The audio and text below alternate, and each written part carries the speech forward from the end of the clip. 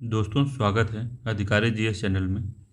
और आज के वीडियो में हम देखेंगे आर ओ का टेस्ट नंबर 5, जिसमें हम पॉलिटी के 140 क्वेश्चन सॉल्व करेंगे, जो कि बेहद ही इंपॉर्टेंट है और आपके रिवीजन के दृष्टिकोण से भी बहुत ही महत्वपूर्ण है।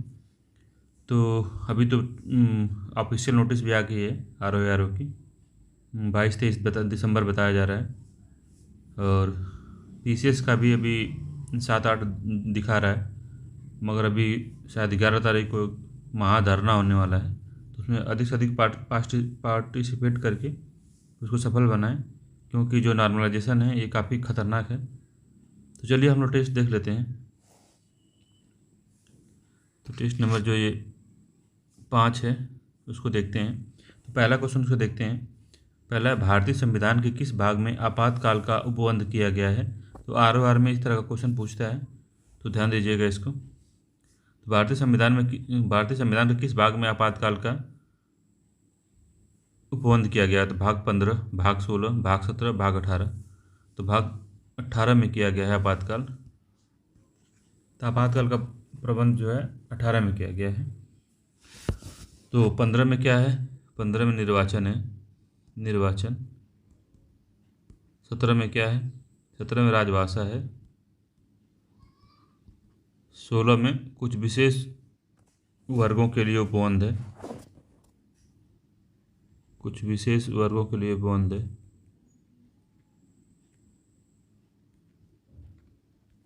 तो ठीक है, इसका क्वेश्चन डी, आंसर डी होगा। दूसरा क्वेश्चन है, निम्नलिखित पर विचार कीजिए। आंतरिक अशांति, सशस्त्र विद्रोह, बाह्य आक्रमण, युद्ध।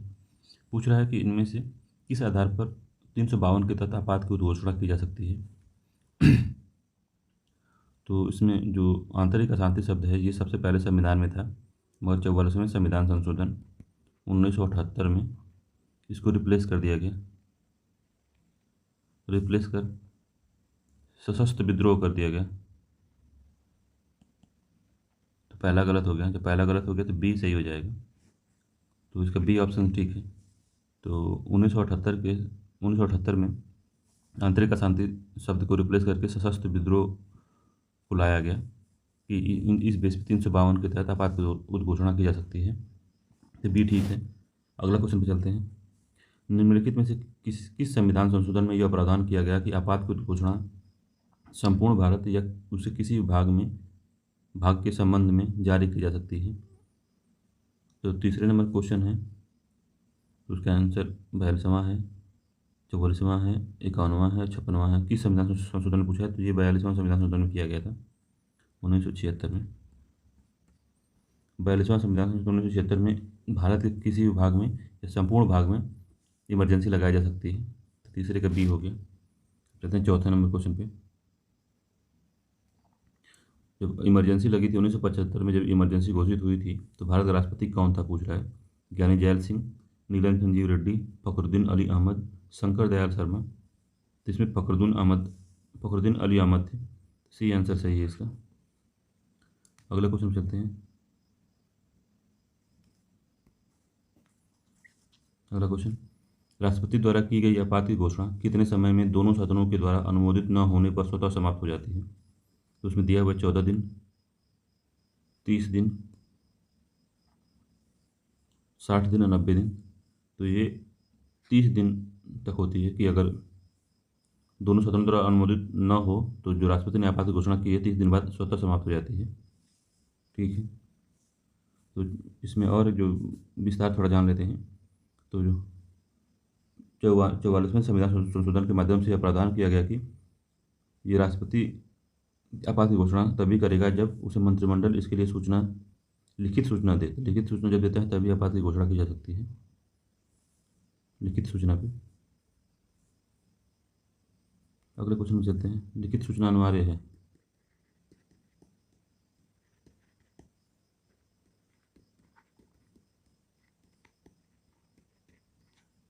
ठीक, चलते हैं अगले क्वेश्चन पे। छठे नंबर क्वेश्चन देखते हैं। राष्ट्रपति द्वारा आपात की उद्घोषणा को वापस लेने के लिए संसद के दोनों सदनों का अनुमोदन आवश्यक है। ये आवश्यक नहीं है अगर लोकसभा अनुमोदित कर देती है कोई प्रस्ताव को, इसको हटाने के प्रस्ताव को, तो स्वतः ही हट जाता है। राष्ट्रपति आपात उद्घोषणा को पश्चातवर्ती उद्घोषणा द्वारा कभी भी वापस ले सकता है, तो दूसरा ठीक है, बी सही है इसका, छठवें का।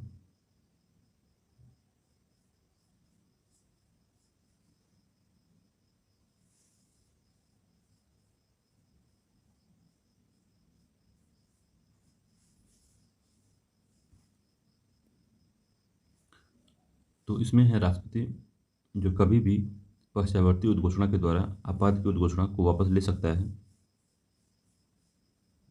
उसे ऐसा करने के लिए संसद द्वारा अनुमोदन की आवश्यकता नहीं होती, ये बात ध्यान रखिएगा। और लोकसभा में जैसे आपात की उद्घोषणा को वापस लेने के लिए अधिकार है, अगर वह साधारण बहुमत से उद्घोषणा को वापस लेने का संकल्प अगर पारित कर देती है, तो राष्ट्रपति को उद्घोषणा को वापस लेने के लिए बाध्य होना पड़ता है, राष्ट्रपति के लिए बाध्यकारी हो जाता है अगर लोकसभा ने उसको संकल्प को पारित कर दिया है तो। 7वें नंबर क्वेश्चन देखते हैं,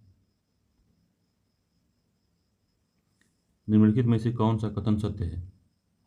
पहला है, आपात के प्रवर्तन के दौरान संघ राज्य को निर्देश दे सकता है कि वह अपनी कार्यपालिका शक्ति का किस रीति से पालन करे, तो ठीक है ये।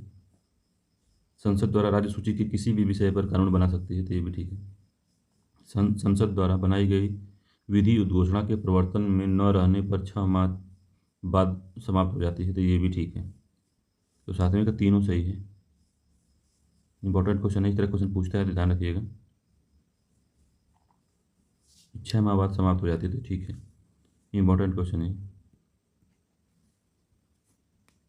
अगला क्वेश्चन, संसद द्वारा एक बार अनुमोदित होने के बाद आपात की उद्घोषणा कितने समय तक लागू रहती है? 1 माह, 3 माह, 6 माह, 1 वर्ष, तो ये 6 माह तक लागू रहती है। और आगे इसको 6 माह तक अनिश्चित काल के लिए बढ़ाया जा सकता है। तो 6 माह तो पहले संसद द्वारा अनुमोदित होने के बाद आपात की घोषणा 6 माह तक लागू रहेगी। उसके बाद इसको जब 6 माह बाद इसको 6 माह करके अनिश्चित काल तक बढ़ाया जा सकता है संसद द्वारा ही। तो 8वां हो गया, 9वां पे चलते हैं। 9वें नंबर क्वेश्चन है कि राज्यों में संवैधानिक तंत्र के विफल हो जाने पर किस अनुच्छेद के तहत राष्ट्रपति द्वारा राष्ट्रपति शासन की उद्घोषणा की जाती है? तो 9वें का आंसर बताइए। अनुच्छेद 355, अनुच्छेद 356, अनुच्छेद 357, अनुच्छेद 358। तो अनुच्छेद 356 है। 352 में देश में इमरजेंसी लागू हो सकती है और राष्ट्रपति शासन 356 के तहत लागू होगा। मैं ध्यान रखिए, संविधान में आपात शब्द का इस्तेमाल इसमें नहीं किया गया है। 356 में संविधान आपात शब्द का प्रयोग नहीं किया गया है, तो याद रखिएगा। तो बी आंसर ठीक है इसका सी था। 10वां क्वेश्चन देखते हैं कि आपातकाल के दौरान मूल अधिकारों पर पड़ने वाले प्रभाव के बारे में किस अनुच्छेद में प्रावधान किया गया है? 358 में, 359 में, ए और बी दोनों में, इनमें से कोई नहीं। तो ए और बी दोनों में इसका प्रावधान किया गया है, ध्यान रखिएगा। 358 और 359 दोनों में बताया गया है। 11वें नंबर क्वेश्चन देख लेते हैं, किस राज्य में राष्ट्रपति शासन लगाए जाने के समय के विषय में किस राज्य में राष्ट्रपति शासन लगाए जाने के विषय में निम्नलिखित कथनों पर विचार कीजिए? किसी होगा, किसी राज्य में राष्ट्रपति शासन लगाए जाने के विषय में निम्नलिखित कथनों पर विचार कीजिए। पहला है, राज्य विधानमंडल की शक्तियां संसद द्वारा प्रयोग की जाएंगी, ठीक है। राष्ट्रपति संबंधित राज्य के उच्च न्यायालय में निहित शक्तियों को अपने हाथ में ले सकता है, तो ये ठीक नहीं है। उच्च न्यायालय में निहित शक्तियों को अपने हाथ में नहीं ले सकता, तो इसका ये सही है, ये ठीक है इसका। तो ये ठीक है, केवल एक उत्तर सही है इसका, दूसरा गलत है। 11वां हो गया। अब 12वां देखते हैं कि किसी राज्य में राष्ट्रपति शासन अधिकतम कितने दिन तक लागू किया जा सकता है? 6 माह, 1 वर्ष, 2 वर्ष, 3 वर्ष, तो अधिकतम 3 वर्ष लागू किया जा सकता है, तो डी आंसर सही है इसका। अगले क्वेश्चन चलते हैं। इस पेपर में जो आपात के बारे में है बहुत बढ़िया से दिया हुआ है, इसको अच्छे से पढ़ लीजिए ताकि एक भी क्वेश्चन से बाहर ना आए। पूछता है आपात के बारे में, भारत में वित्तीय आपातकाल की घोषणा अब तक कितनी बार की गई है? 1 बार, 2 बार, 3 बार, 1 बार भी नहीं, तो 1 बार भी नहीं की गई, तो डी आंसर सही है। तो वित्तीय आपात किस में है, किस अनुच्छेद में? 360 में दिया गया है वित्तीय आपात।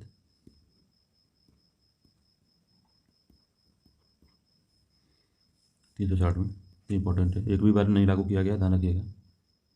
14 नंबर क्वेश्चन देखते हैं। निम्नलिखित में से कौन सी सीमित समिति केंद्र राज्य संबंध से संबंधित है? बताइए कौन सी समिति है? समिति दी राज मन्नार समिति, सरकारिया आयोग, तारकुंडे समिति और पुंछी आयोग नहीं है पूछा है, तो ध्यान रखिएगा। तो 14वें क्वेश्चन आंसर बताइए। तो राजमन्नार तो है, सरकारिया तो सभी जानते हैं, पुंछी आयोग सभी जानते हैं, तारकुंडे समिति नहीं है। तारकुंडे समिति चुनाव सुधार संबंधी थी, ये चुनाव से संबंधित थी, तो इसका सी आंसर सही होगा। चलते हैं 15वें पे। निम्नलिखित में से किस समिति ने यह अनुशंसा की कि राज्यपाल की नियुक्ति एक समिति द्वारा की जानी चाहिए, मंत्रिमंडल द्वारा नहीं? तो पहला है वेंकट चलैया समिति, सरकारिया आयोग, आनंदपुर साहिब प्रस्ताव, राजमन्नार समिति। तो इसमें वेंकट चलैया जो थे, इन्होंने ही ये सिफारिश की थी कि राज्यपाल की नियुक्ति समिति के माध्यम से की जानी चाहिए, और इस समिति में पीएम हो, गृह मंत्री हों, लोकसभा अध्यक्ष हों, उपराष्ट्रपति तथा सीएम शामिल हो। तो इस समिति द्वारा ही उनका गठन किया जाना चाहिए। कौन है? पीएम हो, सीएम हो, होम मिनिस्टर हो, उपराष्ट्रपति हो, लोकसभा प्रेसिडेंट हो, उपराष्ट्रपति हो, तो ये लोग इसको करें, चुनाव करें इनका, समिति द्वारा ये हो। अब 16वें नंबर क्वेश्चन पे चलते हैं। पंचायत राज व्यवस्था को मजबूत बनाने के लिए ग्रामोद्धार समिति का गठन किस की अध्यक्षता में किया गया था? तो बलवंत राय मेहता की समिति में, पीके थुम्मन की समिति में, अशोक मेहता की समिति में, डीपीवी राव की समिति के राव की अध्यक्षता में किया गया था। तो ये पंचायती राज व्यवस्था को मजबूत बनाने के लिए, सिफारिश करने के लिए 1957 में बलवंत राय समिति का गठन किया गया था। ऐसे इन्हीं के जो रिपोर्ट के आधार पर ही स्वशासन हेतु गांव से लेकर जिला स्तर पर त्रिस्तरीय पंचायत की व्यवस्था का सुझाव दिया गया था। 1957 में बना था, ठीक है। तो 73वां संविधान संशोधन अधिनियम पूरे देश में कब लागू हुआ था? याद रखिए। 17वें नंबर क्वेश्चन। 24 अप्रैल 1992, 24 अप्रैल 1993, 20 अप्रैल 1992, 20 अप्रैल 1993। बताइए, पहला नहीं से, तीसरा भी नहीं, चौथा भी नहीं, तो इसका बी आंसर सही है। 73वां संविधान संशोधन विधेयक प्रधानमंत्री पीवी नरसिम्हा, पूछता है किसके काल में हुआ था? तो पीवी नरसिम्हा राव के समय ये कार्यकाल में हुआ था। 1992 में पारित हुआ था, ये भी ध्यान रखिएगा। 92 में पारित हुआ था, लागू हुआ था 93 में, 24 अप्रैल को, 24 को। राष्ट्रपति जो इसको पारित किए थे वो 20 अप्रैल को किए थे, 20 अप्रैल, तो याद रखिएगा। 73वां संविधान संशोधन था।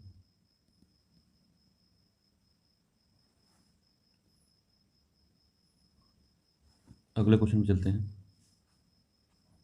18वें नंबर क्वेश्चन देखते हैं।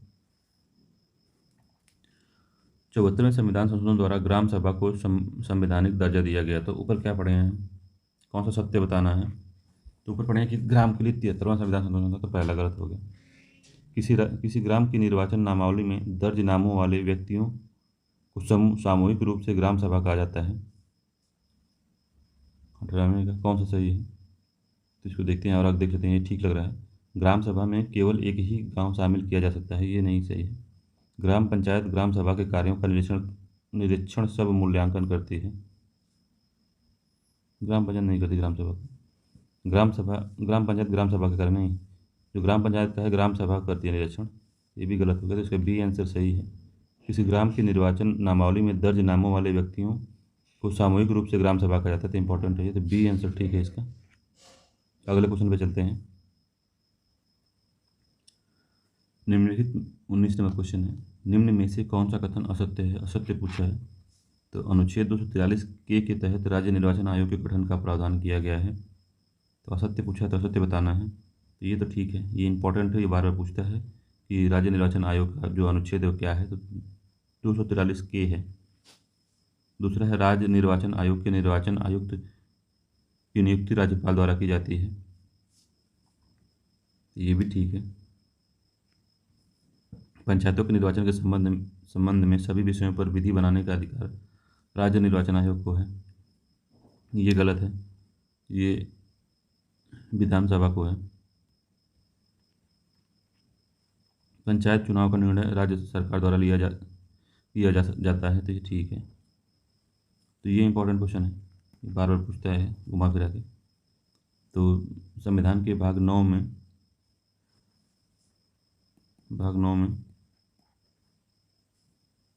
243 के तहत राज्य निर्वाचन आयोग का गठन करने का प्रावधान किया गया है। जो आयोग है पंचायतों में नगरपालिका के सभी निर्वाचनों के लिए निर्वाचन नामावली तैयार करता है, और उसके जो निर्वाचन का जो संचालन है उसका अधीक्षण, निर्देशन और नियंत्रण की शक्ति इसको प्रदान की गई है, याद रखिएगा।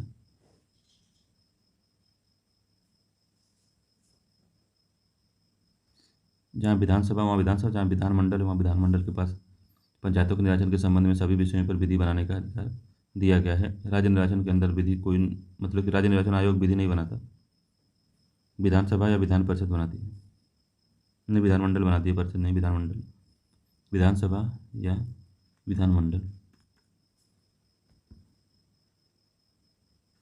चलते हैं 20वें नंबर क्वेश्चन पे, 1900 के 20वें में चलते हैं।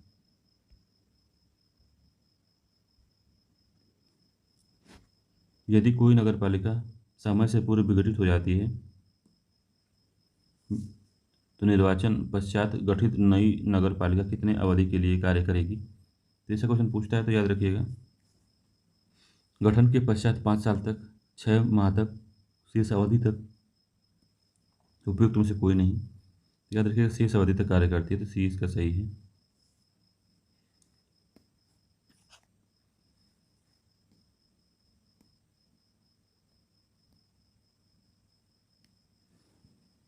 अगला क्वेश्चन चलते हैं।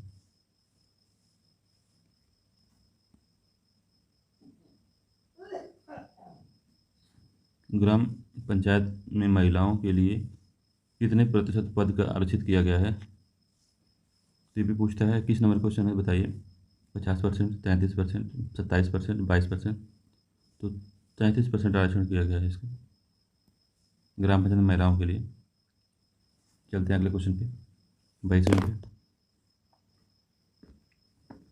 पूछ रहा है एक पंचायत के भंग होने के कितने माह के अंदर नया चुनाव कराया जाएगा? 3 माह, 6 माह, 12 माह, 1 साल। सभी जानते हैं 6 माह है, 6 माह। ठीक है, अगला क्वेश्चन।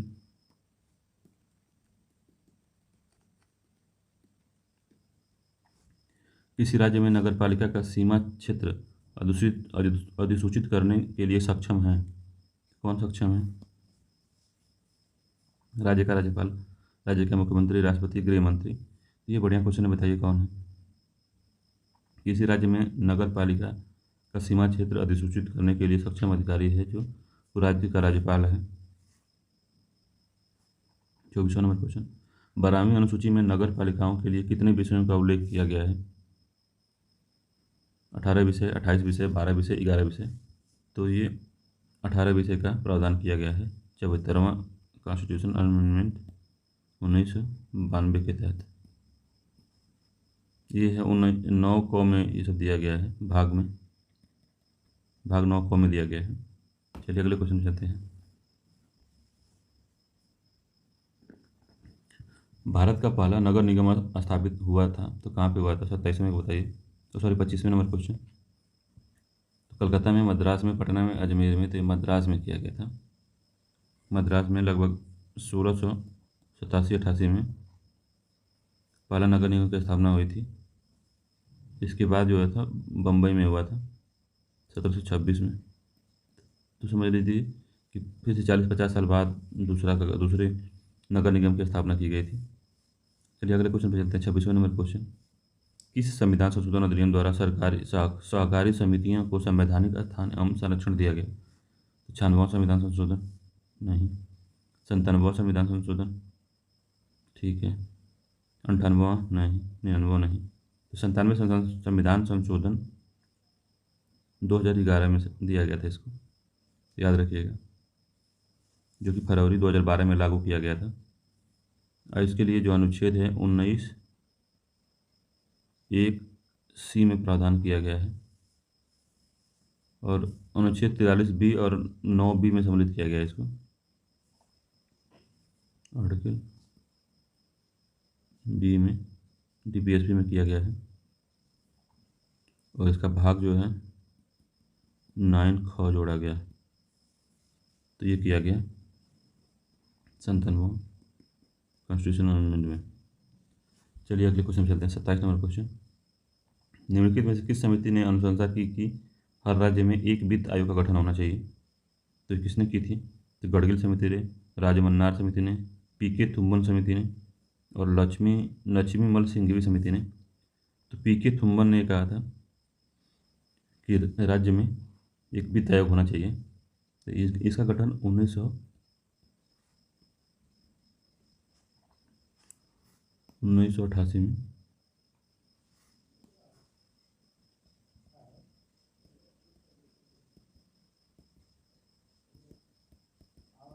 1988 में इसका गठन किया गया था।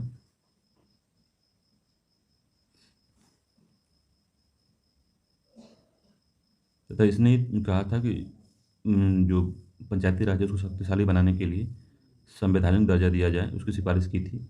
और इसी के सुझाव के आधार पर 1989 में संविधान संशोधन विधेयक प्रस्तुत किया गया। समझ लीजिए कि इन्हीं के आधार पर इन्होंने संवैधानिक दर्जा देने का सिफारिश की थी। चलिए, तो सबसे पहले इन्हीं के कहने पे ही 1989 में संविधान संशोधन विधेयक को राज्यसभा में प्रस्तुत किया गया था और राज्यसभा में बहुमत न होने के कारण यह विधेयक पारित नहीं हो सकता था, तो याद रखिएगा। 27वां हो गया। 28वां चलते हैं। संविधान का कौन सा भाग सहकारी समितियों से संबंधित है? बताइए। 9(ख), भाग 14 क, भाग 15, भाग 19। बताया था आपसे, ये सही है इसका, 9(ख) में जोड़ा गया था 97वां कॉन्स्टिट्यूशनल अमेंडमेंट 2011। अगला क्वेश्चन, राज्य निर्वाचन आयोग का मुख्य कार्य क्या है? तो विधानसभा का चुनाव कराना, विधान परिषद का चुनाव कराना, ग्राम पंचायतों का निर्वाचन संपन्न करना। तो क्या कार्य है इसका? बताइए। एक ही कार्य है, C नंबर का, ग्राम पंचायतों का निर्वाचन संपन्न कराना। 30वां है, सामुदायिक विकास कार्यक्रम की शुरुआत कब की गई थी? 30 नंबर क्वेश्चन है। 1 मई 1950, 14 नवंबर 1951, 2 अक्टूबर 1952 और 26 जनवरी 1956। तो कब किया गया था? तो ये किया गया 2 अक्टूबर 1952 में प्रारंभ किया गया था, कम्युनिटी डेवलपमेंट प्रोग्राम CDP। अगला क्वेश्चन, राजस्थान के नागौर में सर्वप्रथम अनौपचारिक रूप से पंचायती राज व्यवस्था का उद्घाटन किसने किया था? पहला है गोविंद बल्लभ पंत, नहीं। डॉक्टर राजेंद्र प्रसाद, ये भी नहीं। पंडित जवाहरलाल नेहरू, तो ये ठीक है। डॉक्टर जोगेंद्र मंडल द्वारा, तो ये भी नहीं ठीक है। तो इसका C आंसर सही है। देश में पहली बार नागौर में जवाहरलाल नेहरू ने 1959 में ऐसा किया था। फिर उसके बाद 1959 में ही आंध्र प्रदेश में लागू किया गया। राष्ट्रीय पंचायती राज दिवस भारत में हर साल 24 अप्रैल को मनाया जाता है, तो ये भी याद रखिएगा। 24 अप्रैल को राष्ट्रीय पंचायती राज दिवस मनाया जाता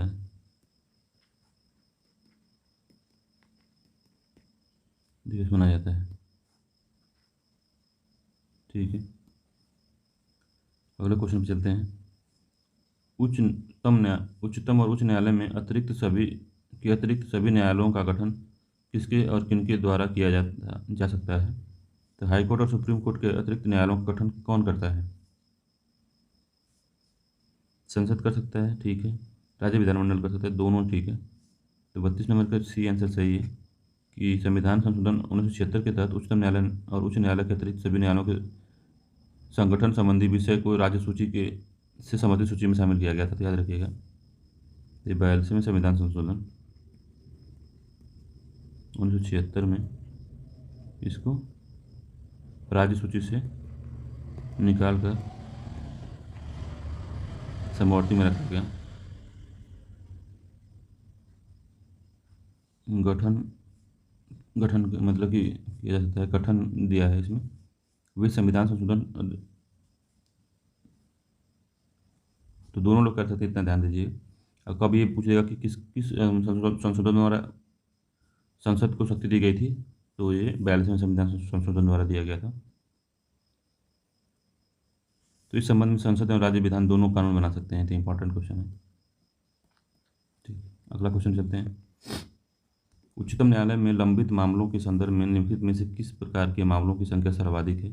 स्पेशल लीव पिटीशन, जनहित याचिका, पुनर्विचार याचिका, रिट याचिका। तो 33 नंबर बताइए। तो स्पेशल लीव पिटीशन जो है उच्चतम मतलब सुप्रीम कोर्ट में, स्पेशल लीव पिटीशन जो है इसकी संख्या ज़्यादा है।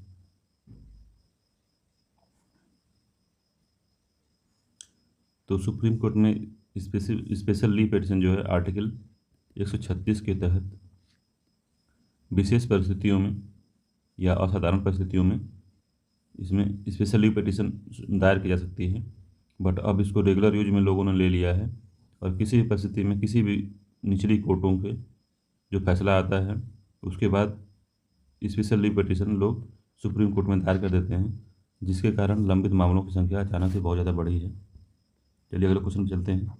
निम्नलिखित में से कौन सुमेलित नहीं है? सुमेलित नहीं बताना है, तो आर्टिकल दिया हुआ है, उसको मैच कराना है। तो उच्चतम न्यायालय के परामर्श करने की राष्ट्रपति की शक्ति अनुच्छेद 143 में है। तो ये बहुत ही इंपॉर्टेंट क्वेश्चन है, याद रखिए। तो पहला ठीक है।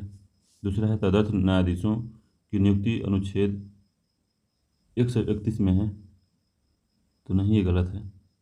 कुछ दशाओं में दोनों सदनों की संयुक्त बैठक बुलाने का जो प्रावधान है अनुच्छेद 108 में है। तो ये भी ठीक है। उपराष्ट्रपति का राज्यसभा का पदेन सभापति होना अनुच्छेद 64 में दिया हुआ है। तो ये भी ठीक है कि अनुच्छेद 64 में उपराष्ट्रपति को राज्यसभा का पदेन सभापति होना बताया गया है। ठीक है, डी वाला सही। तो इसमें बी आंसर ठीक है, यही गलत है, क्योंकि जो तदर्थ न्यायाधीश है वो आर्टिकल 127 में है। इम्पॉर्टेंट है। जो एक से व्यक्ति से उच्चतम न्यायालय की आरंभिक अधिकारिता है, आर्टिकल 131 में सुप्रीम कोर्ट की आरंभिक अधिकारिता है। तो इम्पोर्टेंट याद रखिएगा। ये जो चारों जो अनुच्छेद हैं ये घुमा फिरा के पूछता है कहीं ना कहीं, तो याद रखिएगा इसको। अगले क्वेश्चन चलते हैं। 35 नंबर क्वेश्चन है कि राष्ट्रपति उच्च न्यायालय के किसी न्यायाधीश का एक उच्च न्यायालय से दूसरे उच्च न्यायालय में स्थानांतरण निम्नलिखित किसके परामर्श पे कर सकता है? तो राज्य के महाधिवक्ता, सर्वोच्च न्यायालय के मुख्य न्यायाधीश, राज्यपाल, इनमें से कोई नहीं। तो वह कर सकता है, एक मिनट,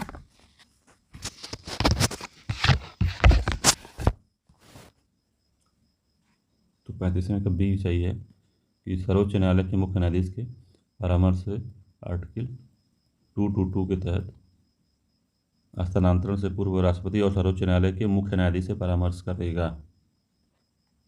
राष्ट्रपति से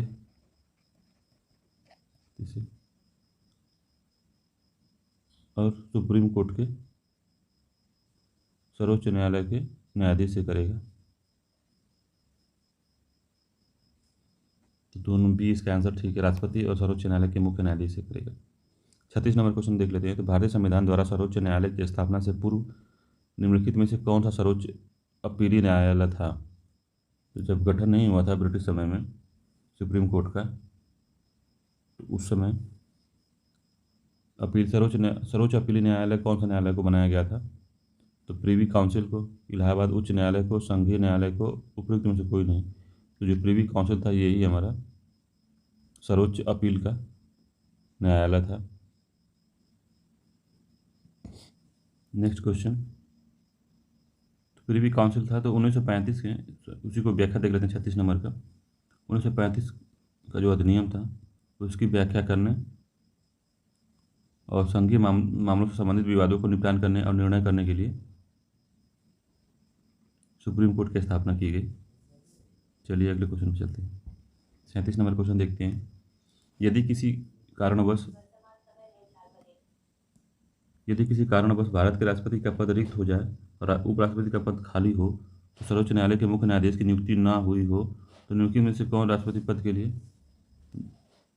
पद पर नियुक्त किया जा सकता है? तो 3 लोग तो खत्म हो गए, राष्ट्रपति हो ही नहीं, उपराष्ट्रपति भी नहीं है और चीफ जस्टिस ऑफ इंडिया भी नहीं है। तो उसमें क्या होगा? प्रधानमंत्री बनेंगे, मुख्य निर्वाचन अधिकारी बनेंगे, लोकसभा अध्यक्ष बनेंगे, सर्वोच्च न्यायालय का अन्य न्यायाधीश बनेगा। तो डी आंसर सही होगा, सर्वोच्च न्यायालय का अन्य न्यायाधीश बनेगा इसमें, और किसी के लिए कोई प्रावधान नहीं है। 38वें क्वेश्चन पर चलते हैं। तो न्यायपालिका की स्वतंत्रता का अर्थ है स्वेच्छाचारी या उत्तरदायित्व का अभाव होना, बताना है। 38 नंबर का क्वेश्चन बताइए। विधायिका तथा कार्यपालिका द्वारा न्यायपालिका के कार्यों का बाधा न पहुंचाना, सरकार के अन्य अंगों द्वारा न्यायपालिका के निर्णय में हस्तक्षेप न करना, न्यायाधीश द्वारा बिना भय या भेदभाव के अपना कार्य करना। तो कौन सा सही है? तो इसमें स्वेच्छाचारी या उत्तरदायित्व का अभाव नहीं होगा, ये गलत है। 2, 3 और 4 इसका जो है सही ऑप्शन, तो सी इसका सही उत्तर है। इंपॉर्टेंट क्वेश्चन है, इसे याद रखिएगा। भारत के सर्वोच्च न्यायालय, अगला क्वेश्चन जो है 39 नंबर का, भारत के सर्वोच्च न्यायालय के क्षेत्राधिकार के अंतर्गत सम्मिलित है। तो क्या सम्मिलित है भाई? तो मौलिक क्षेत्राधिकार, अपीली क्षेत्राधिकार, सलाहकारी और रिट क्षेत्राधिकार। तो कौन सा अधिकार संबंधित है? तो इसको कूट से मिलाना है। तो केवल 1, 4, केवल 1, 2, 3, 1, 3, 4, 1, 2, 4, उपयुक्त सभी, तो उपयुक्त सभी शामिल हैं। तो सर्वोच्च न्यायालय के क्षेत्राधिकार में निम्नलिखित क्षेत्र आते हैं, याद रखिएगा। तो इसका आरंभिक क्षेत्राधिकार जो है 131 में है। अपीली क्षेत्राधिकार, तो अपील हम कर सकते हैं, इसमें 131 है आरंभिक। अपीली में 132, 133, 134 और 136 के तहत अपील अधिकार है। ठीक है,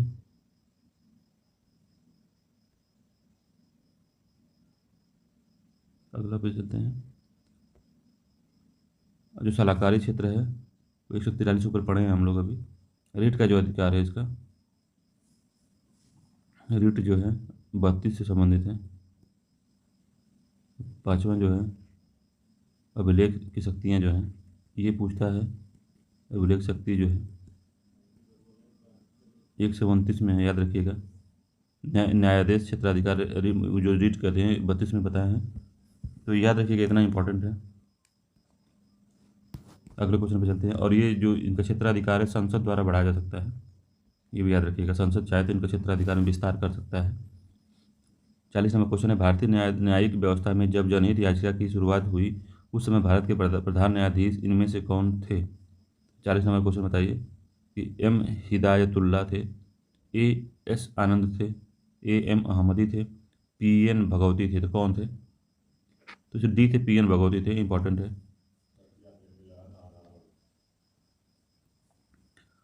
अगला क्वेश्चन 41 नंबर का है। सर्वोच्च न्यायालय के मुख्य न्यायाधीश तथा अन्य न्यायाधीश की नियुक्ति कौन करता है? तो राष्ट्रपति करता है। ये इंपॉर्टेंट क्वेश्चन है। 41वें का है कि सर्वोच्च न्यायालय के मुख्य न्यायाधीश और अन्य न्यायाधीशों की नियुक्ति राष्ट्रपति द्वारा की जाती है। ठीक है, इसका जो प्रावधान है वो आर्टिकल 124(2) में दिया गया है। 124, सॉरी। ठीक है, अगले क्वेश्चन में चलते हैं।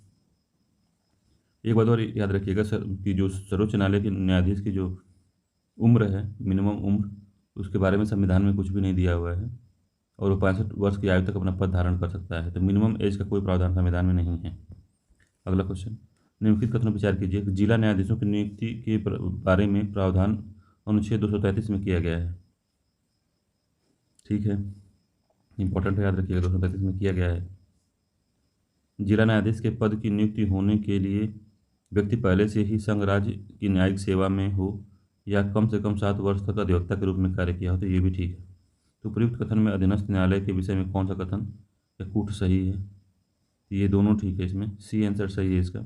ये इंपॉर्टेंट क्वेश्चन है, पीसीएस में पूछता है इस तरह से, याद रखिएगा। अगले क्वेश्चन में, भारत में मोबाइल कोड को किसके मानस पुत्र की संज्ञा दी जाती है? बताइए 43 नंबर क्वेश्चन बताइए।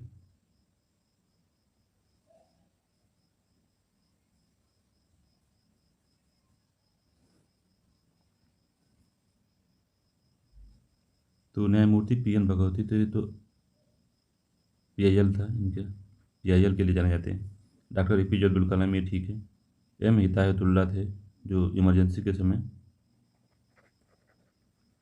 राष्ट्रपति थे, तो ये भी गलत है। तो 20 का सही आंसर है कि डॉक्टर एपीजे अब्दुल कलाम के पुत्र की संज्ञा दी जाती है। 4 अगस्त 2007 को हरियाणा के मेवात में इसका पहला मोबाइल कोर्ट का उद्घाटन किया गया था, तो याद रखिएगा, इंपॉर्टेंट है। 44वां नंबर क्वेश्चन करते हैं। निम्नलिखित न्यायालय और उनके क्षेत्राधिकार से संबंधित गलत युग्म की पहचान कीजिए। तो जो कोर्ट है उसके क्षेत्राधिकार के बारे में पूछ रहा है। तो कोलकाता हाईकोर्ट का क्षेत्राधिकार पश्चिम बंगाल अंडमान निकोबार में है, तो ठीक है। केरल हाईकोर्ट का केरल और लक्षद्वीप पर है, तो ये भी ठीक है। मुंबई हाईकोर्ट का जो है महाराष्ट्र, गोवा और कर्नाटक में, तो ये ठीक नहीं है। आंध्र हाईकोर्ट का आंध्र प्रदेश और तेलंगाना में है, तो ये भी ठीक है। तो जो मुंबई हाईकोर्ट है उसका महाराष्ट्र, गोवा, कर्नाटक नहीं है। वो दादर नगर हवेली है और दमन एंड दीव है, तो कर्नाटक नहीं है इसमें। इसमें दादर है और दमन दीव है, नगर हवेली और दमन दीव, ठीक है। अगले क्वेश्चन पे चलते हैं। याद रखिएगा जिसमें 6 जो हाई कोर्ट हैं, 6 हाई कोर्ट हैं, उनका एक से अधिक क्षेत्राधिकार है, एक से अधिक राज्यों और यूटी के जो हाई कोर्ट हैं, जिसमें मुंबई, कोलकाता, चेन्नई, गुवाहाटी, केरल और पंजाब हरियाणा जैसे उच्च न्यायालय इसमें शामिल हैं, तो याद रखिएगा। अगले क्वेश्चन पर चलते हैं। भारत के निर्वाचन आयोग के संबंध में निम्नलिखित कथन पर विचार कीजिए। एक एक टॉपिक के बारे में, उसके बारे में लगभग जो क्वेश्चन पूछे जाते हैं उस तरह से दिया गया है। तो सबसे पहले हम लोगों ने आपात के बारे में पढ़ा था, फिर पंचायती राज के बारे में पढ़ा, फिर से क्या कहते हैं न्यायपालिका के बारे में पढ़ा, अब निर्वाचन आयोग के बारे में आ जा रहे हैं। तो भारत के निर्वाचन आयोग के संबंध में निम्न कथनों पर विचार कीजिए। तो पहला कार्य क्या है इसका कि निर्वाचन नामावली तैयार करना। 49वां नंबर क्वेश्चन है।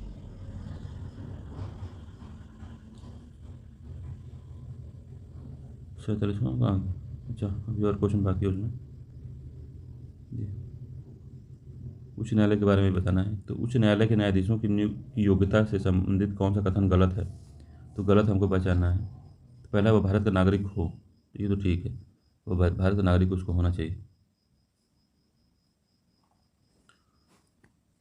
भारत राज्य क्षेत्र में कम से कम 7 वर्ष तक न्यायिक पद पर कार्य कर चुका हो, गलत बताना है, तो ये ठीक नहीं है।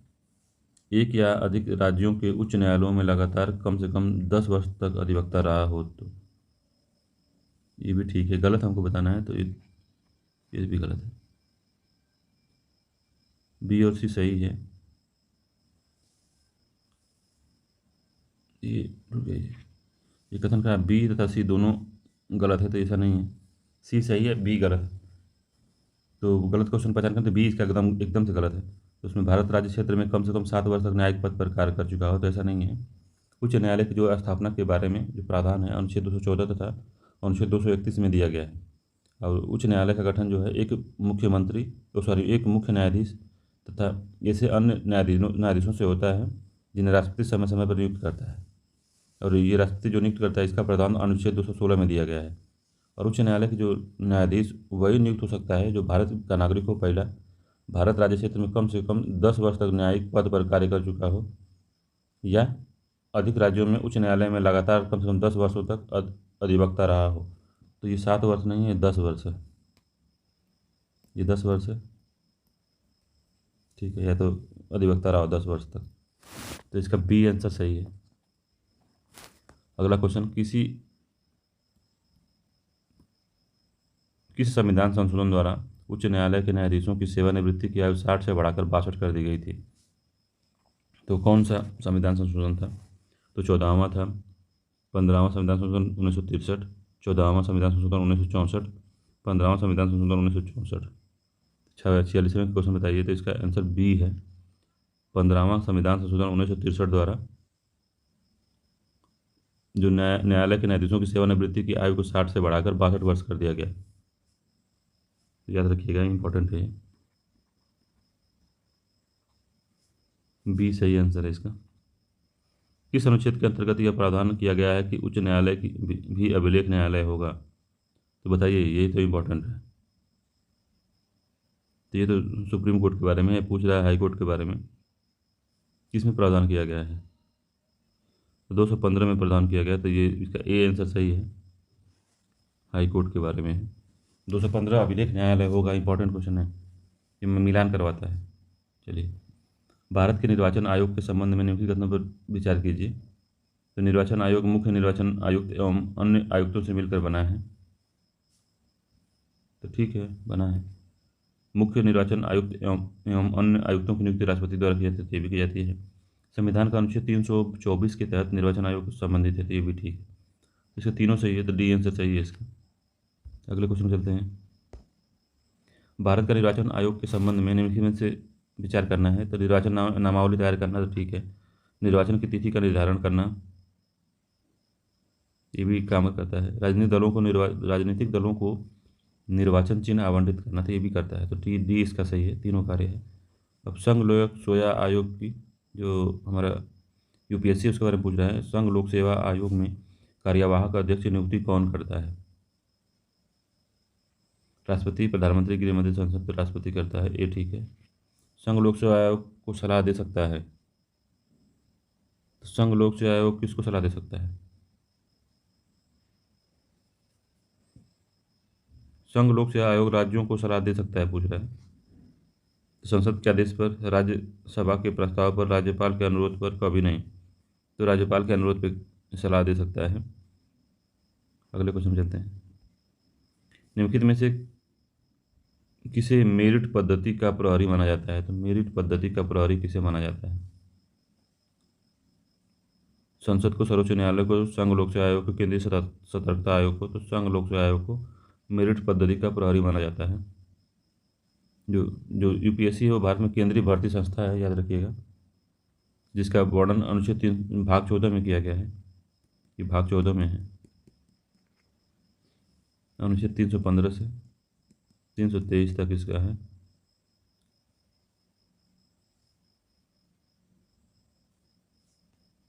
ठीक है, तो मेरिट पद्धति का प्रहरी माना गया यूपीएससी को, याद रखिएगा। तो राज्य लोक सेवा आयोग के अध्यक्ष एवं सदस्यों के में निम्न में से कौन हटा सकता है? राज्यपाल, राज्य विधानसभा, राष्ट्रपति और मुख्यमंत्री। तो बताइए कौन हटा सकता है इसको? तो राष्ट्रपति हटा सकता है। तो राज्य के जो लोकसभा अध्यक्ष और सदस्यों की नियुक्ति है राज्यपाल करता है। नियुक्ति जो है, याद करिए, इंपॉर्टेंट है। जो उनकी नियुक्ति है वो राज्यपाल करेगा। हटाएगा कौन? राष्ट्रपति। ठीक है, याद रखिएगा। 54 को देख लेते हैं। वित्त आयोग के संदर्भ में विचार करना है। इसका वर्णन अनुच्छेद 280 में किया गया है। तो ठीक है, 280 में किया गया है। और यह एक अर्ध न्यायिक संस्था है, तो ये भी ठीक है। इसका गठन संसद द्वारा किया जाता है, तो नहीं, राष्ट्रपति द्वारा किया जाता है। तो कौन सा सही पूछा है? तो ए ठीक है, 1 और 2 सही है, तो ए आंसर सही है इसका। राष्ट्रपति द्वारा नियुक्ति की जाती है, इसका गठन किया जाता है। प्रथम वित्त आयोग के अध्यक्ष निम्न में से कौन थे? केसी नियोगी थे, के संथानम थे, बी राजमन्नार थे, सी रंगराजन थे। तो इसके थे केसी नियोगी थे, इंपॉर्टेंट है। फर्स्ट वित्त आयोग जो था उसके अध्यक्ष थे। ठीक है, अगला क्वेश्चन।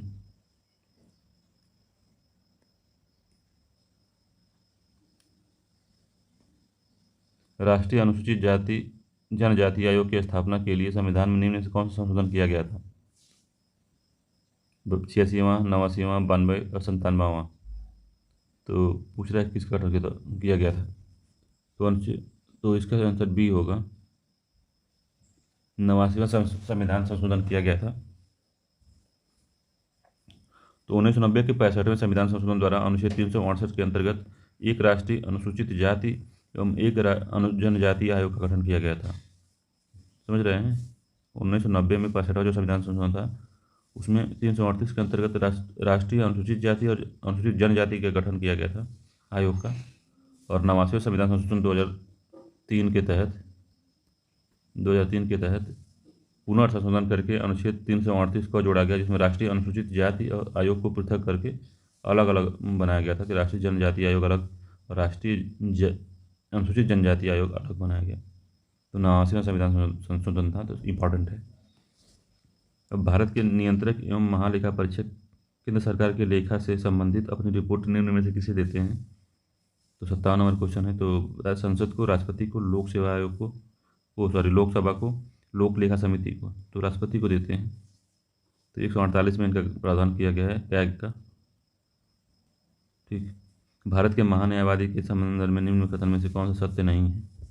तो सत्य नहीं है बताना है। 58 नंबर क्वेश्चन।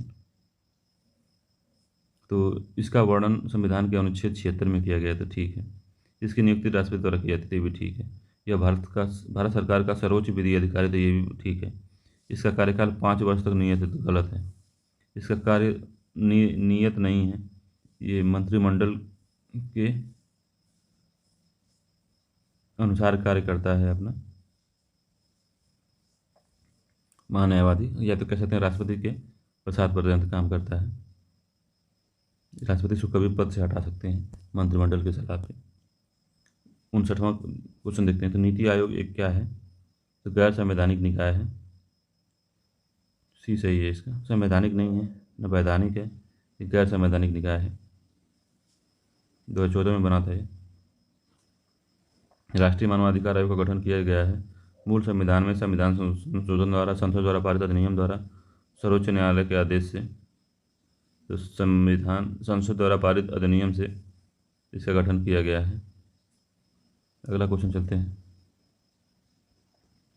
मुख्य सूचना आयुक्तों का कार्यकाल कितने वर्ष तक है? तो केंद्रीय सूचना आयोग की स्थापना 2005 में की गई थी, याद रखिएगा।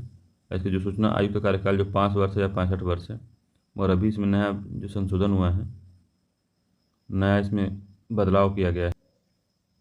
तो इसमें बदलाव करके इसको 3 वर्ष या 65 वर्ष, जो भी पहले हो उसको उन्होंने किया है। तो याद रखिएगा इसमें से एक भी सही नहीं है। करंट अफेयर्स का क्वेश्चन है ये। 3 वर्ष या 65 वर्ष कर दिया गया है इसको। ठीक है। अगले क्वेश्चन पे चलते हैं। केंद्रीय सतर्कता आयोग का गठन कब किया गया था? बताइए। 62वां नंबर क्वेश्चन है कि 1964 में, 1976 में, 1993 में, 1999 में। तो 1964 में इसका गठन किया गया था। भ्रष्टाचार रोकने की एक प्रमुख संस्था है केंद्रीय सतर्कता आयोग, याद रखिएगा। अगला क्वेश्चन, भारतीय संविधान के किस अनुच्छेद में नागरिकता संबंधित प्रावधान किया गया है? 6 से 11, 6 से 12, 5 से 12। किसमें किया गया है? बताइए। यह उपरोक्त में से कोई नहीं। तो डी इसका आंसर सही है, उपरोक्त में से कोई नहीं। तो संविधान के भाग 2 में 5 से 11 आर्टिकल तक इसका प्रावधान किया गया है। क्वेश्चन नंबर 64 देखते हैं। इसमें पूछा है कि निम्नलिखित में से कौन से अधिकार केवल भारतीयों को प्राप्त हैं? पहला, लोक नियोजन का अधिकार आर्टिकल 15, संस्कृति का अधिकार आर्टिकल 29 और 30, और विधि के समता का अधिकार आर्टिकल 14। तो केवल भारतीयों को प्राप्त हैं कौन कौन? 15, 16, 19, 29, 30। ये केवल भारतीयों को प्राप्त है। इसको याद कर लीजिएगा, ये मिलान कराता है। तो ये केवल भारतीयों को प्राप्त है। ठीक है। 14 नंबर का इसमें नहीं है तो ये कट जाएगा। तो केवल 1, 2 ए आंसर इसका हो जाएगा। ठीक है। चलते हैं अगले क्वेश्चन पे, 65 नंबर का। निम्नलिखित कथनों पर विचार करना है कि भारत और अमेरिका दोनों संविधान में संघीय राज्य व्यवस्था को अपनाया है। तो 65 नंबर क्वेश्चन है, तो देखिए।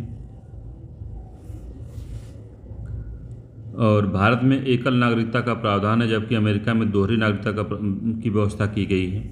ठीक है, तो पहला इसका सही है, दूसरा भी सही है। मगर क्वेश्चन क्या पूछा है, उपयुक्त में से कौन सा कथन सही नहीं है।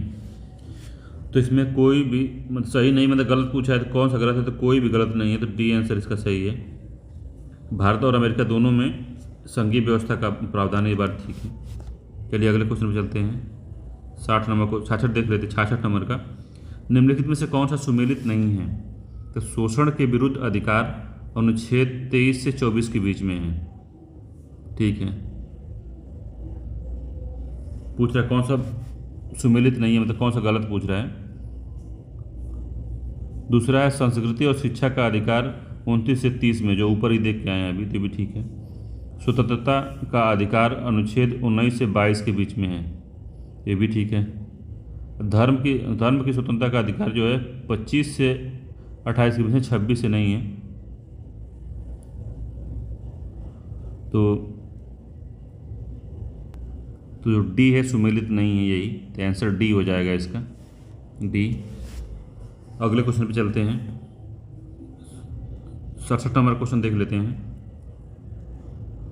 निम्नलिखित में से किस रिट के द्वारा न्यायालय सार्वजनिक प्राधिकारियों से उनके कार्यों और उसे नकारने के संबंध में पूछताछ करता है, वो कौन सा है। अधिकार परीक्षा है, उत्प्रेषण है, प्रतिषेध है। तो बताइए क्या है। तो उपयुक्त में से कोई नहीं है, इसमें कोई दिया ही नहीं है वो जिससे करते हैं, तो इसका आंसर डी होगा। तो सबके बारे में थोड़ा थोड़ा पढ़ लेते हैं हम लोग। तो रिट दो प्रकार की जारी होती है, एक सुप्रीम कोर्ट द्वारा जारी होती है, दो प्रकार से, एक हाई कोर्ट द्वारा जारी होती है। तो सुप्रीम कोर्ट जो जारी करती है आर्टिकल 32 के थ्रू करती है, और जो हाई कोर्ट जारी करती है आर्टिकल 216 के थ्रू, 226 के थ्रू करती है।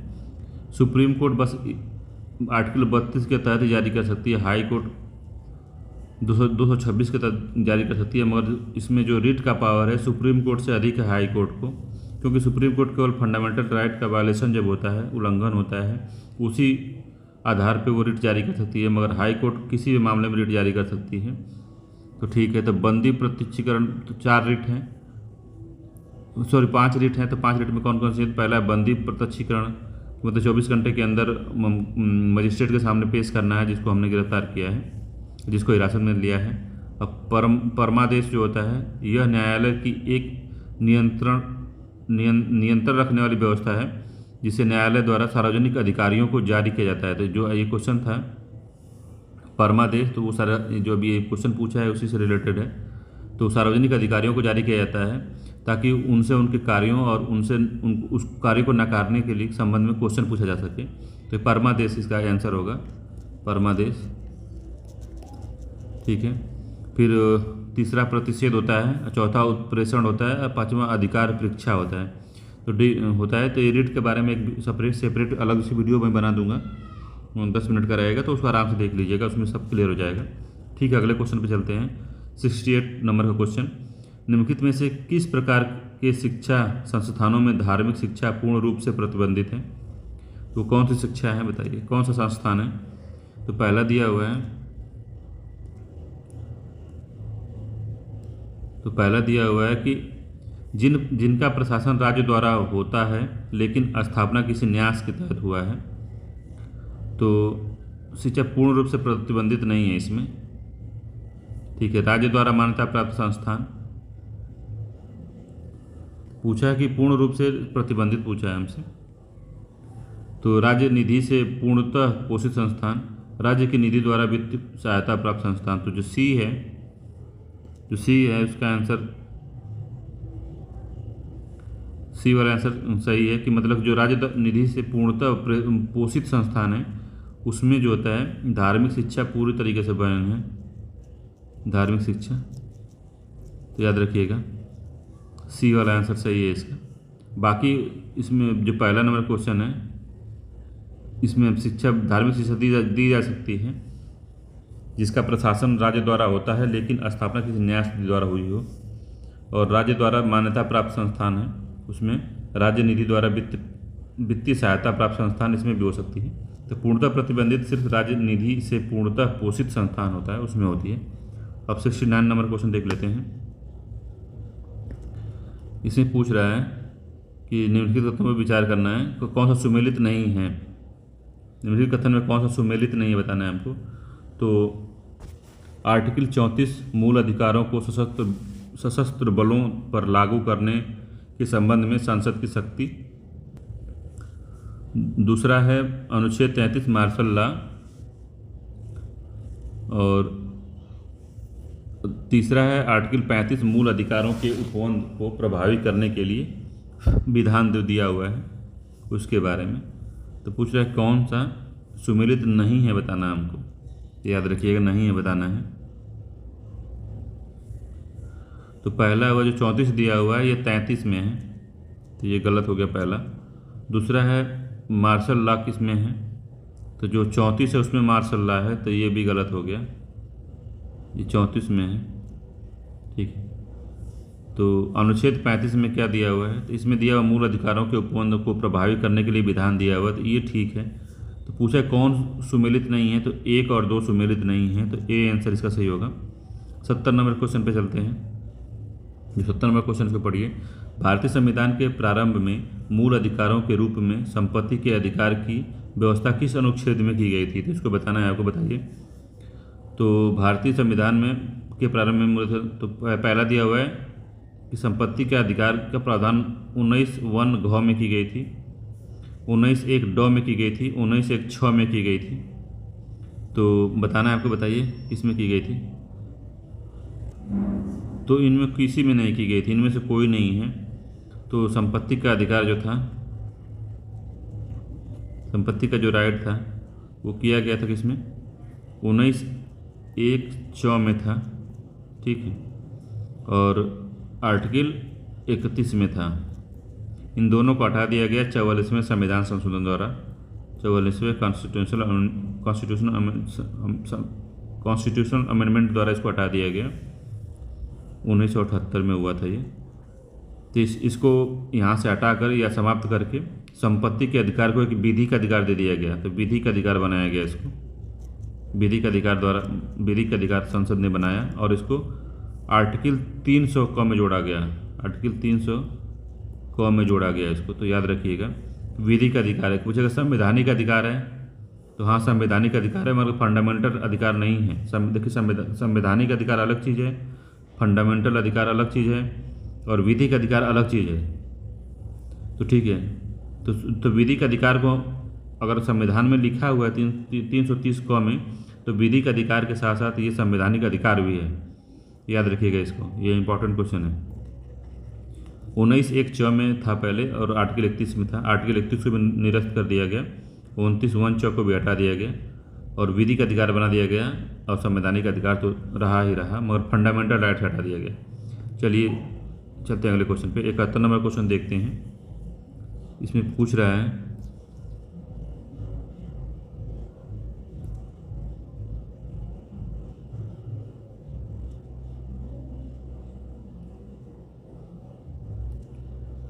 तो इसमें अगला क्वेश्चन 71 नंबर का है कि भारतीय संविधान में मूल अधिकार किस देश के संविधान से लिया गया है। तो फंडामेंटल राइट किससे लिया गया है, तो सभी को पता होता है लगभग। ये डी इसमें है क्योंकि कनाडा से नहीं लिया गया, रूस से भी नहीं लिया गया, और ब्रिटेन से भी नहीं लिया गया है, इसको लिया गया है यूएसए से, अमेरिका से लिया गया है इसको। चलिए अगले क्वेश्चन पे चलते हैं। 71 नंबर क्वेश्चन देखते हैं। तो भारतीय नागरिकों के विदेश में घूमने तथा वापस आने के अधिकार को किस अनुच्छेद के अंतर्गत शामिल किया गया है, तो बताइए इसको। 72 नंबर क्वेश्चन। आर्टिकल 19 में, आर्टिकल 21 में, आर्टिकल 32 में, उपरोक्त में से कोई नहीं, तो इसको शामिल किया गया है आर्टिकल 21 में 21। तो बी आंसर इसका सही होगा, बी इसका सही है।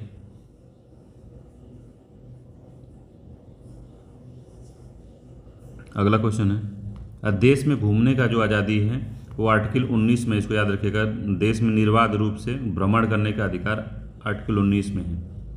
निम्नलिखित में से कौन सा सही सुमेलित नहीं है बताना है हमको, तो कौन सा गलत है यही बताना है। तो अनुच्छेद 41 कुछ दशाओं में काम, शिक्षा और लोक सहायता पाने का अधिकार, बताइए 73 कौन सा सुमेलित नहीं है, तो पहला ठीक है। आर्टिकल 41 में कुछ दशाओं में काम, शिक्षा और लोक सहायता पाने का अधिकार है, ठीक है। आर्टिकल 32 में काम की न्याय संगत और मनोचित दशाओं संबंधित उपबंध है, तो ये भी ठीक है।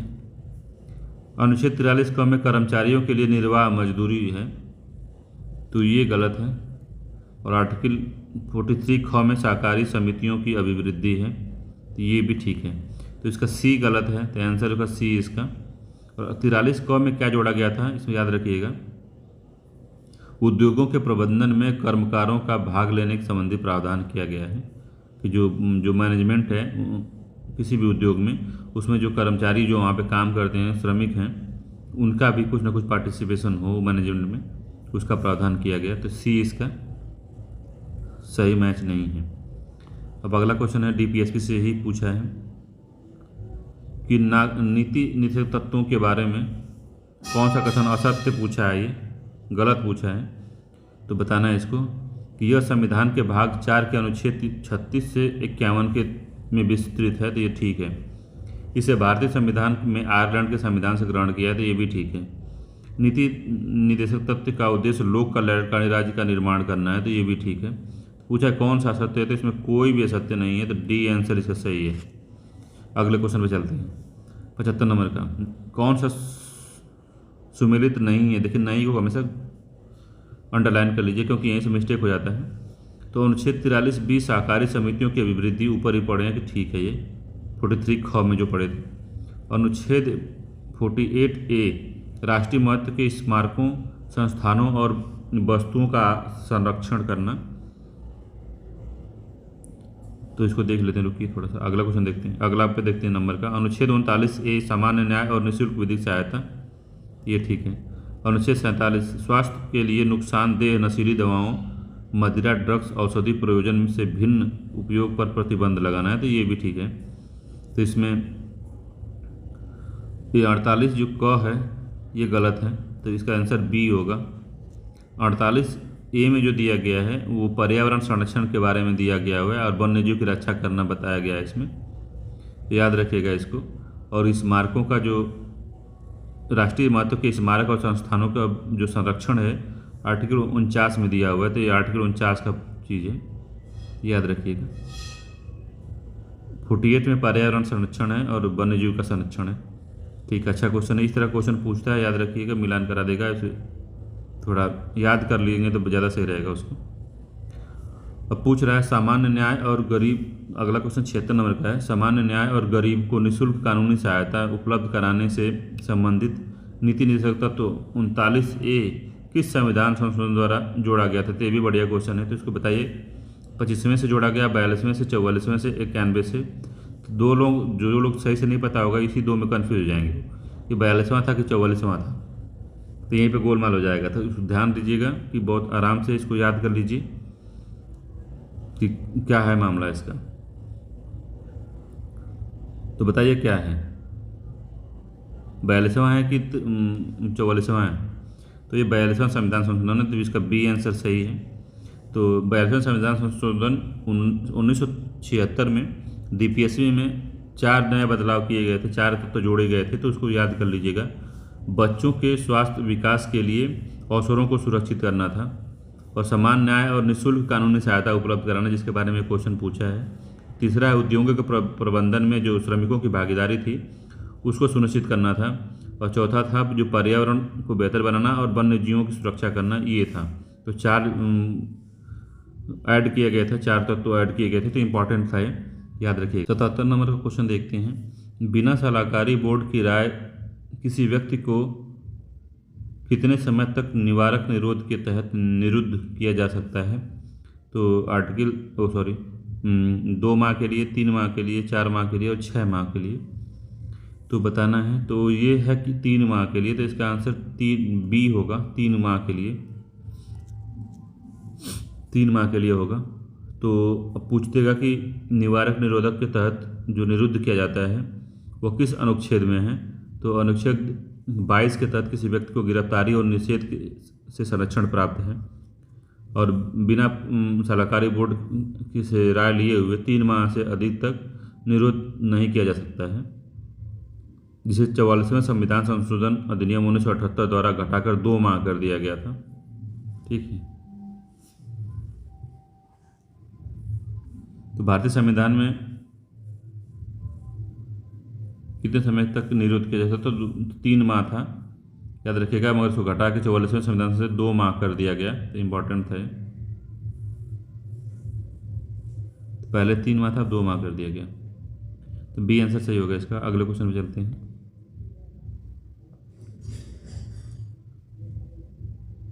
सहकारी क्षेत्र 78 नंबर क्वेश्चन है। सहकारी क्षेत्र में सामान्य वर्ग के आर्थिक रूप से कमजोर व्यक्तियों के लिए आरक्षण की व्यवस्था किस संशोधन अधिनियम के तहत की गई? तो ईडब्ल्यूएस के बारे में पूछ रहा है कि किस में की गई है। तो 78 नंबर क्वेश्चन देखिए। 2019 में ईडब्ल्यूएस का कानून जो होता पारित हुआ था 2019 में। 101 में की गई, 102 में, 103 में, 104 में। तो ये इंपॉर्टेंट क्वेश्चन इस तरह का मैच भी करवा सकता है। तो याद रखिएगा सी है 103 नंबर का जो संविधान संशोधन था, उसमें ईडब्ल्यूएस को 10% आरक्षण दिया गया था। ठीक है। अगला क्वेश्चन है 79 नंबर क्वेश्चन। संविधान में केंद्र और राज्य का विवरण संविधान के किस भाग में दिया गया है? तो केंद्र और राज्यों के बीच संबंधों का विवरण जो है किस अनुच्छेद में दिया गया है? तो भाग 9, भाग 10, भाग पूछा, अनुच्छेद नहीं भाग पूछा है, 10, 11 या 12 में। तो भाग 11 में दिया गया है। अगर याद नहीं होता तो 1, 1, दोनों 11 है, 1, 1 अलग अलग है। तो इससे आप बराबरी समझ सकते हैं कि दोनों का संबंध बराबरी का होगा, तभी एक हेल्दी देश बनेगा। तो ठीक है, तो सी आंसर सही है इसका। 80 नंबर का क्वेश्चन देख लेते हैं कि किस संविधान संशोधन के तहत शिक्षा को राज्य सूची से समवर्ती सूची में शामिल किया गया? तो 42वें है, 44वें है, 76वें है और 80वें है। तो राज्य सूची से समवर्ती सूची में शामिल किया गया था शिक्षा को, तो 42वें संविधान संशोधन किया गया था। तो ए इसका सही आंसर होगा। तो 42वें संविधान संशोधन में ये शिक्षा के अलावा वन, नापतौल, वन्य जीव और पंछी का संरक्षण एवं न्याय का प्रशासन को भी राज्य सूची से हटा के समवर्ती सूची में शामिल किया गया था। तो इसको याद रखेंगे। कई चीज़ें थी, तो याद रखिएगा, मोटा मोटी याद रखिए, शिक्षा था, वन था, नापतौल था, वन्य जीव और पक्षियों का संरक्षण था और न्याय का प्रशासन था। तो इसको याद रखिएगा।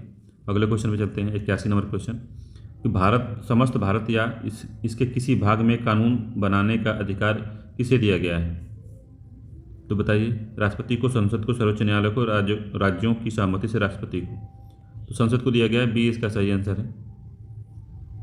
अगले क्वेश्चन पे चलते हैं। 82 नंबर क्वेश्चन।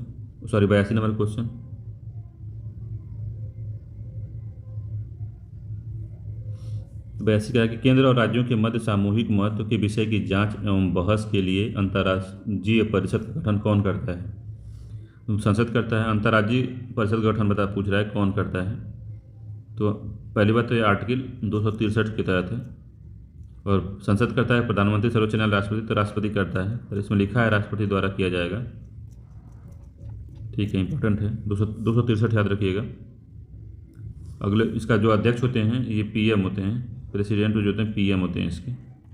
ठीक है, अन्य सदस्य भी होते हैं इसमें। तो अध्यक्ष पूछता है तो अध्यक्ष हमेशा पीएम होते हैं, समझ लीजिएगा। तो 83वें क्वेश्चन पे चलते हैं।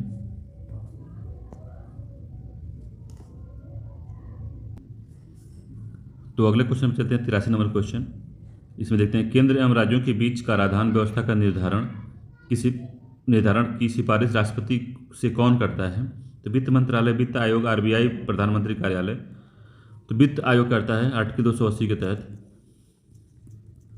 आर्टिकल 280 के तहत वित्त आयोग करता है।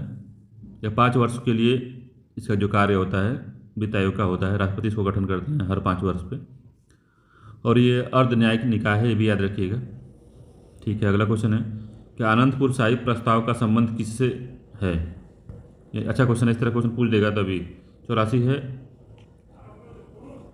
84 नंबर क्वेश्चन है। जो आनंदपुर जो साहिब प्रस्ताव है निम्नलिखित में से किस मामले से है? तो वित्त मामले से है, न्यायिक व्यवस्था सुधार से है, केंद्र राज्य संबंध से है, पंचायतों से है। तो 84 का बताइए कौन सा है? तो केंद्र राज्य संबंध से, सी आंसर इसका सही है, केंद्र राज्य संबंध से।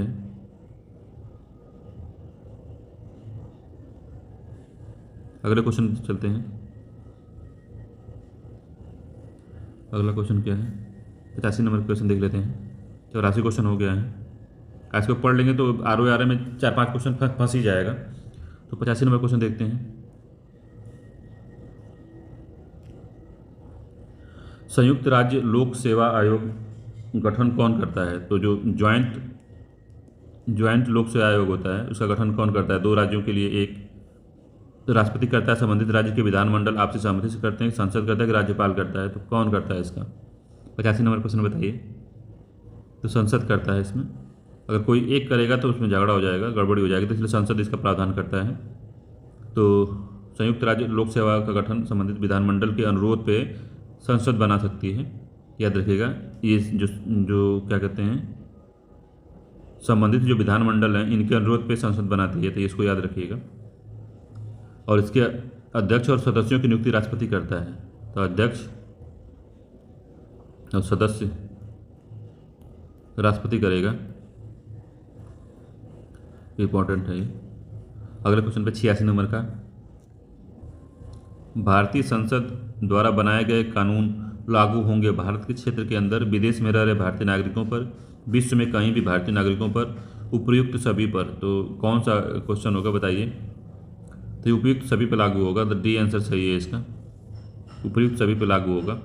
और अगला क्वेश्चन है, प्रशासनिक सुधार आयोग का गठन किसकी अध्यक्षता में किया गया था? तो ये भी इंपॉर्टेंट क्वेश्चन है। 87 नंबर का क्वेश्चन जो है, SG सीतलवाड़ के, मोरारजी देसाई के, मदन मोहन पुंछी के, RS सरकारिया के।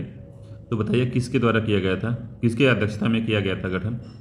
तो 87 नंबर का क्वेश्चन बताइए। तो इसका बी है, मोरारजी देसाई, बी आंसर सही है।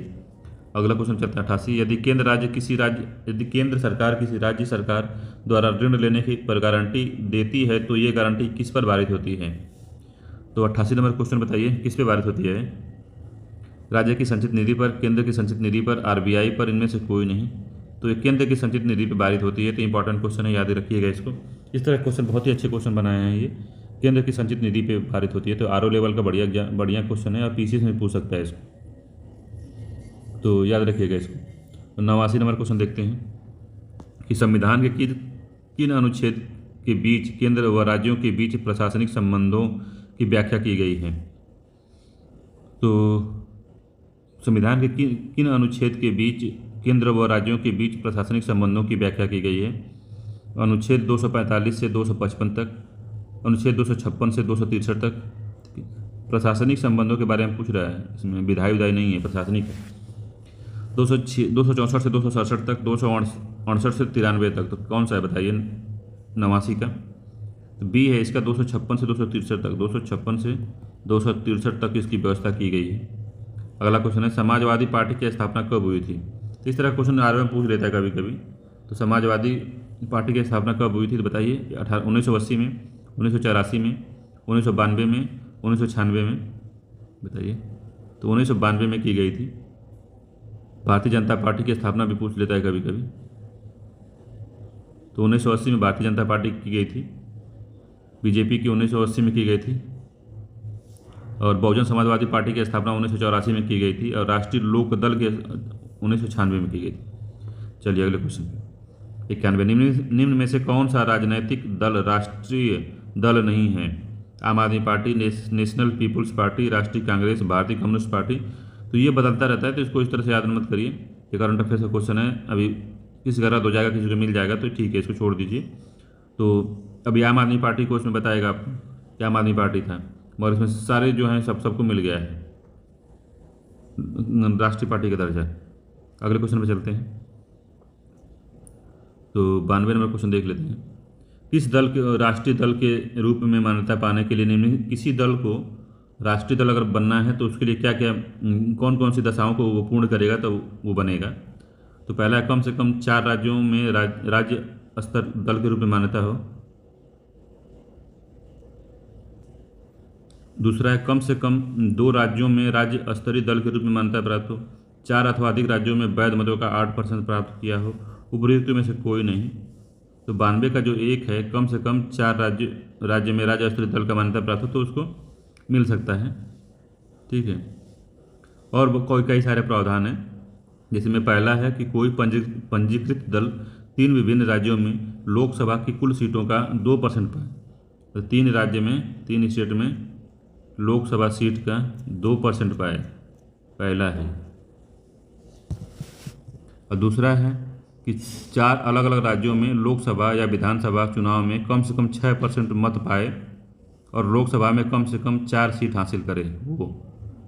और तीसरा है किसी भी दल को कम से कम 4 या अधिक राज्यों में राज्य दल की मान्यता प्राप्त, जो पहला दिया हुआ है इस तरह का हो। तो ठीक है, ए इसका आंसर होगा। अगला क्वेश्चन चलते हैं। निम्नलिखित में से 2019 में संपन्न हुए राष्ट्रीय स्तर पर आम चुनाव किस नंबर के चुनाव थे? तो बताइए किस नंबर का चुनाव था भाई? 93 नंबर का क्वेश्चन है, बताइए। 15वां, 16वां, 17वां और 18वां कौन था? देश में प्रथम आम चुनाव कब हुआ था? तो 1952 में, बात याद रखिएगा। तो जो 2019 में जो था वो 17 आम चुनाव था, 17वां था। तो सी इसका आंसर सही होगा। पूछ रहा है 95वां क्वेश्चन है, पूछ रहा है कि कौन सा कथन असत्य है? तो राष्ट्रपति को महाभियोग के द्वारा ही पद से हटाया जा सकता है, तो ये ठीक है। राज्यपाल राष्ट्रपति के प्रसाद पसंद काम करता है, तो ये भी ठीक है। राज्यपाल को क्षमा दान की शक्ति ये भी प्राप्त है उसको। कोलिजियम, राज्यपाल कोलिजियम प्रणाली के द्वारा नियुक्ति होती है, तो ये गलत है। कोलिजियम प्रणाली के द्वारा नहीं होती, ये मंत्रिमंडल की सलाह पर राष्ट्रपति करता है। अगला क्वेश्चन है, तो इसका डी सही है। अगला क्वेश्चन है सुमेलित नहीं है, तो अनुच्छेद है और वर्णित उपबंध दिया हुआ है, तो कौन सा सुमेलित नहीं है बताना है। तो 96 नंबर का क्वेश्चन है, बताना है। 153 में प्रत्येक राज्य के लिए एक राज्यपाल होगा, तो बात सही है। 155 में राज्यपाल की नियुक्ति दिया हुआ है, ये भी ठीक है। और सी दिया हुआ 213 में राज्यपाल का अभिभाषण दिया हुआ है, 213 तक राज्यपाल का अभिभाषण दिया हुआ है, तो ये गलत है। और 174 में विधानसभा का विघटन दिया हुआ, ये भी ठीक है। अभिभाषण नहीं, अध्यादेश है, अध्यादेश, ठीक है। तो सी इसका आंसर होगा, यही सुमेलित नहीं है। 97 नंबर क्वेश्चन देख लेते हैं। निम्नलिखित में से कौन सा कथन सत्य है? तो भारतीय संविधान में सशक्त केंद्र के साथ संघीय व्यवस्था का रूप कनाडा के संविधान से लिया गया है। भारतीय संविधान में सशक्त केंद्र के साथ संघीय व्यवस्था का रूप कनाडा के संविधान से लिया गया है, तो ये बात 97 का पूछ रहा है कौन सा सत्य है, तो ये तो सत्य है। भारत में कोई भी व्यक्ति राष्ट्रपति पद के लिए पुनर्निर्वाचित नहीं हो सकता, तो ये गलत है, हो सकता है। राष्ट्रपति संसद के किसी भी सदन का सदस्य हो सकता है, ये नहीं हो सकता है, गलत है। राष्ट्रपति द्वारा शपथ ग्रहण करने की प्रक्रिया का उल्लेख तीसरी अनुसूची में किया गया, तो उसमें नहीं किया गया है, ठीक है। तो अगले क्वेश्चन पे चलते हैं। जो नहीं, इसमें देख लीजिए जो शपथ का जो प्रक्रिया है राष्ट्रपति का, तो तीसरी अनुसूची में न देकर आर्टिकल 60 में दिया गया है, याद रखिएगा, आर्टिकल 60 में है इनका। अगला क्वेश्चन है 98 नंबर का। राज्य के संबंध में, राज्यपाल के संबंध में निम्नलिखित कथन पर विचार करना है। तो वह मुख्यमंत्री व राज्य मंत्रिपरिषद की नियुक्ति करता है, वह विधानसभा के सत्र को आहूत व अवसान करता है, वह अध्यादेश भी जारी करने की अधिकारिता रखता है, तो कौन सा इसमें सही है? तो इसमें तीनों सही है, पहला, दूसरा, तीसरा, तीनों सही है, तो सी आंसर सही है इसका। ये अगला क्वेश्चन, यदि किसी राज्य में विधान परिषद है तो राज्यपाल कितने सदस्यों को मनोनीत करने की अधिकारिता रखता है? 1/4 सदस्यों की, 1/5 सदस्यों की, 1/6 सदस्यों की, 1/12 सदस्यों की, तो कितने सदस्यों की वो मनोनीत करने का अधिकारिता रखता है बताइए? 99 का। 1/6 सदस्यों की मनोनीत कर सकता है वो, याद रखिएगा, तो सी आंसर सही होगा। 100वां नंबर क्वेश्चन देख लीजिए। किस संविधान संशोधन द्वारा मौलिक कर्तव्यों को भारतीय संविधान में जोड़ा गया? तो ये अच्छा क्वेश्चन है, ये पूछता है इस तरह का क्वेश्चन। तो 28वां संविधान संशोधन नहीं, 32वां नहीं, 42वां यस, 44वां नहीं। तो 42वें संविधान संशोधन द्वारा जोड़ा गया था, भाग 4 क के अंतर्गत। 51 ए में जोड़ा गया था, भाग 4 क 51 क के अंतर्गत जोड़ा गया था, याद रखिएगा। 101 नंबर क्वेश्चन है, सुमेलित नहीं है, बता रहा है। तो अनुच्छेद दिया हुआ है, वर्णित उपबंध दिया हुआ है, तो ये है 52 भारत का राष्ट्रपति। तो 101 नंबर का पूछ रहा है कौन सा सही नहीं है, तो कौन सा गलत सुमेलित है ये बताना है हमको। तो भारत का राष्ट्रपति है, ठीक है। 53 में संघ कार्यपालिका, ये भी ठीक है। 54 में राष्ट्रपति की पदावधि नहीं दी गई, ये गलत है। 55 राष्ट्रपति के निर्वाचन की प्रक्रिया, ये भी ठीक है। तो जो 54 में है राष्ट्रपति के निर्वाचन का उपबंध दिया हुआ है, ठीक है, निर्वाचन का उपबंध दिया हुआ है। 55 में जो है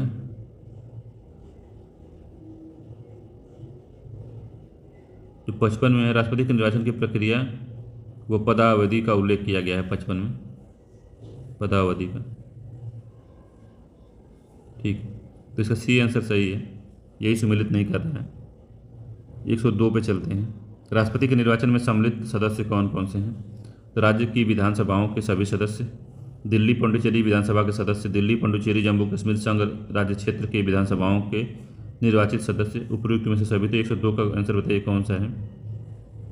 तो इसमें है दिल्ली पुडुचेरी जेएनयू के संघ के क्षेत्र के विधानसभाओं के निर्वाचित सदस्य शामिल होते हैं। तो ठीक है ये, तो सी आंसर सही है इसका। 103 पे चलते हैं। राष्ट्रपति से संबंधित निम्नलिखित कथनों पर विचार करना है। तो संघ की कार्यपालिका शक्ति राष्ट्रपति में निहित है। 105 नंबर क्वेश्चन है, सॉरी 103 नंबर क्वेश्चन है। बताइए कौन सा सही है? संघ की कार्यपालिका की शक्ति राष्ट्रपति में निहित है। कूट बताना है इसका।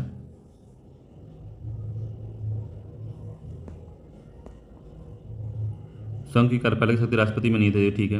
राष्ट्रपति अपनी कार्यपालिका शक्ति का प्रयोग संविधान अनुसार स्वयं या अधीनस्थ अधिकारियों द्वारा करेगा, तो ये भी ठीक है। भारत का राष्ट्रपति 3 सेनाओं का अध्यक्ष होता है, ये भी ठीक है। तो इसमें तीनों सही है, तो आंसर देख लेते हैं। तो इसका डी सही है, उपयुक्त में से सभी सही है। 104 नंबर का क्वेश्चन देख लेते हैं। निम्नलिखित में से कौन सा कथन मौलिक कर्तव्यों से संबंधित नहीं है? तो मौलिक कर्तव्य से संबंधित नहीं है बताना है। ये भी अच्छा क्वेश्चन है, मौलिक कर्तव्य से पूछता है। तो 104 नंबर का क्वेश्चन है, इसको बताइए कौन सा सही नहीं है बताना है हमको। तो माता पिता अथवा अभिभावक अपने 8 से 14 वर्ष के बच्चों को शिक्षा का अवसर प्रदान करेंगे, तो यही गलत है। 6 से 14 है वो, 8 से 14 नहीं है। ठीक। भारत की संप्रभुता, एकता और अखंडता की रक्षा करें, ठीक है। भारतीय संविधान का पालन करें और उसके आदर्शों और संस्थानों, राष्ट्रध्वजों और राष्ट्रगान का आदर करें, भी ठीक है। देश की रक्षा करें और आह्वान करने पर राष्ट्रीय सेवा करें, तो भी ठीक है। इंपॉर्टेंट क्वेश्चन है, याद रखिएगा। 105 नंबर क्वेश्चन बताइए। कोई भी व्यक्ति राष्ट्रपति के लिए निर्वाचित होने के लिए तभी योग्य होगा जब वह भारत का नागरिक हो, 30 वर्ष की आयु पूरी कर चुका हो, लाभ का पद धारण नहीं करता हो। तो उपयुक्त में से कौन सा असत्य पूछा है बताइए। 105 का कौन सा असत्य है? तो 30 वर्ष की आयु पूरी कर चुका, ये गलत है। बाकी पहला और तीसरा सही है इसका। तो केवल ए इसका आंसर सही है कि एक असत्य है। 35 वर्ष है, 30 वर्ष नहीं, 35 वर्ष है, याद रखिएगा इसको। अगला क्वेश्चन पे चलते हैं। 106 नंबर क्वेश्चन। राज्यपाल से संबंधित निम्नलिखित कथनों पर कौन सा कथन असत्य है? असत्य फिर पूछ रहा है ये। तो इसका कार्यकाल 5 वर्ष होता है, ठीक है। यह राज्यपाल एक से ज़्यादा राज्यों को राज्यपाल का पदभार, एक राज्यपाल एक से ज़्यादा राज्यों का पदभार संभाल सकता है, तो ये भी ठीक है। जब तक राज्यपाल के उत्तराधिकारी का चयन नहीं कर लिया जाए तब तक वह अपना पद पर कार्य करता रहेगा, तो ये भी ठीक है। राज्यपाल का कार्यकाल पूर्ण होने पर वह पुनः नियुक्त नहीं हो सकता, तो ये गलत है, पुनः नियुक्ति हो सकती है। तो इसका डी आंसर सही है। अगले 107 नंबर क्वेश्चन देखते हैं कि किसी भी व्यक्ति को राज्यपाल के रूप में तभी नियुक्त किया जा सकता है जब वह 25 वर्ष की आयु पूरी कर चुका हो, 30 वर्ष की आयु पूरी कर चुका हो, 35 वर्ष की आयु पूरी कर चुका हो, आयु का निर्धारण नहीं किया गया है। तो इसमें सी नंबर का सही क्वेश्चन है कि 35 वर्ष की आयु पूरी कर लिया हो उसी को राज्यपाल नियुक्त किया जा सकता है। 108 नंबर क्वेश्चन है। निम्न में से किसकी नियुक्ति राष्ट्रपति द्वारा नहीं की जाती? तो नहीं किया जाता राष्ट्रपति द्वारा महान्यायवादी की, महाधिवक्ता की, महालेखा परीक्षक की, राजभाषा आयोग का अध्यक्ष है। 108 का कौन सा है ऐसा आदमी? तो महाधिवक्ता है। महाधिवक्ता की जो नियुक्ति है वो राज्यपाल करता है, राष्ट्रपति नहीं करता। और बाकी इसमें 3 है, महान्यायवादी, महालेखा परीक्षक, राजभाषा आयोग का अध्यक्ष, तो राष्ट्रपति इनकी नियुक्ति करता है। 109 नंबर क्वेश्चन देख लेते हैं। निम्न कथनों में से कौन सा कथन भारत शासन अधिनियम 1858 से संबंधित नहीं है? तो जब 1857 का विद्रोह हो गया था उसके बाद ये आया था, तो उसमें कौन सा प्रावधान नहीं था? तो इसके तहत भारत शासन व्यवस्था पर महारानी का नियंत्रण हो गया, तो ठीक है। इसने भारत राज्य को राज्य सचिव पद को समाप्त कर दिया, यही गलत है। गवर्नर जनरल का पदनाम बदलकर भारत का वायसराय कर दिया गया, ये ठीक है। भारत का प्रथम वायसराय लॉर्ड कैनिंग था, ये भी ठीक है। तो समाप्त नहीं किए से यहीं शुरुआत हुई। तो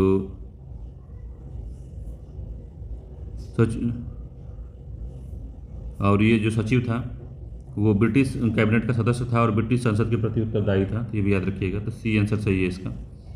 110 नंबर क्वेश्चन देखिए, भारतीय संविधान में सशक्त केंद्र के साथ संघीय व्यवस्था की अवधारणा किस देश के संविधान से ली गई है? तो 110 नंबर क्वेश्चन बताइए कि भारतीय संविधान में सशक्त केंद्र और संघीय व्यवस्था की अवधारणा किस से ली गई है? तो कनाडा से ली गई है कि अमेरिका से ली गई है, ब्रिटेन से, फ्रांस से? तो कनाडा से ली गई है, इंपॉर्टेंट है, याद रखिएगा। 1 नवंबर 1949 को संविधान को अंग्रेजित करते समय संविधान के कितने अनुच्छेद प्रभावी हो गए थे? 13, 14, 15, 16। कितने अनुच्छेद प्रभावी हुए थे? 111 में। तो 16 अनुच्छेद प्रभावी हुए थे। तो 16 अनुच्छेद में कौन कौन से अनुच्छेद थे उसको भी अगर देख लेंगे एक बात सही रहेगा। 5, 6, 7, 8, 9, 60, 324, 366, 367, 379, 380, 388, 391, 392, 393, 394 और शेष जो संविधान था वो 26 जनवरी 1950 को पूरी तरह से लागू हो गया। ठीक है, तो 16 अनुच्छेद लागू थे। इंपॉर्टेंट क्वेश्चन याद रखिएगा आरओ के लिए। भारत शासन अधिनियम 1935 के तहत, अगला क्वेश्चन देख लीजिए, 1935 के प्रावधानों के संदर्भ में निम्नलिखित कथनों पर विचार कीजिए। इसने केंद्र में द्वैध शासन व्यवस्था समाप्त कर दी। तो बताना है कौन सा सही, बताना है सही कथन क्या है। इसने प्रांतों में, दूसरा है इसमें प्रांतों में द्वैध शासन प्रणाली का आरंभ कर दिया। इसके द्वारा 11 राज्यों में द्विसदनी व्यवस्था प्रारंभ की गई। तो 112 नंबर क्वेश्चन सही है। तो द्वैध शासन समाप्त कर दिया, गलत है। प्रांतों में द्वैध शासन, ये भी गलत है। राज्य में, ये भी गलत है। तो इसका कोई नहीं सही है, तो डी आंसर इसका सही है। 113 नंबर क्वेश्चन पे चलते हैं।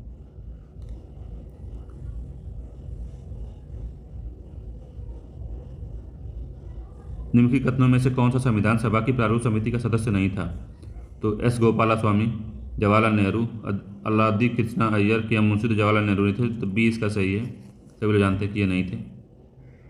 अगले क्वेश्चन चलते हैं। 114 नंबर क्वेश्चन देख लीजिए। निम्नलिखित में से कौन से प्रावधान 1833 के चार्टर एक्ट अधिनियम में किए गए थे? तो बताना है, कूट से बताना है। ईस्ट इंडिया कंपनी के व्यापारिक कार्यों को बंद कर उसे विशुद्ध प्रशासनिक निकाय बना दिया गया था। क्या ऐसा ही है?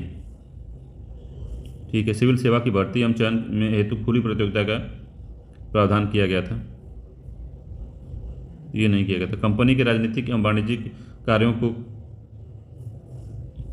कार्यों को कर दिया गया था, तो ये भी गलत है। तो केवल एक इसका सही है, तो ए इसका सही आंसर है कि कार्यों को बंद करके विशुद्ध प्रशासनिक निकाय बना दिया गया था, चीन के साथ व्यापार को छोड़ के।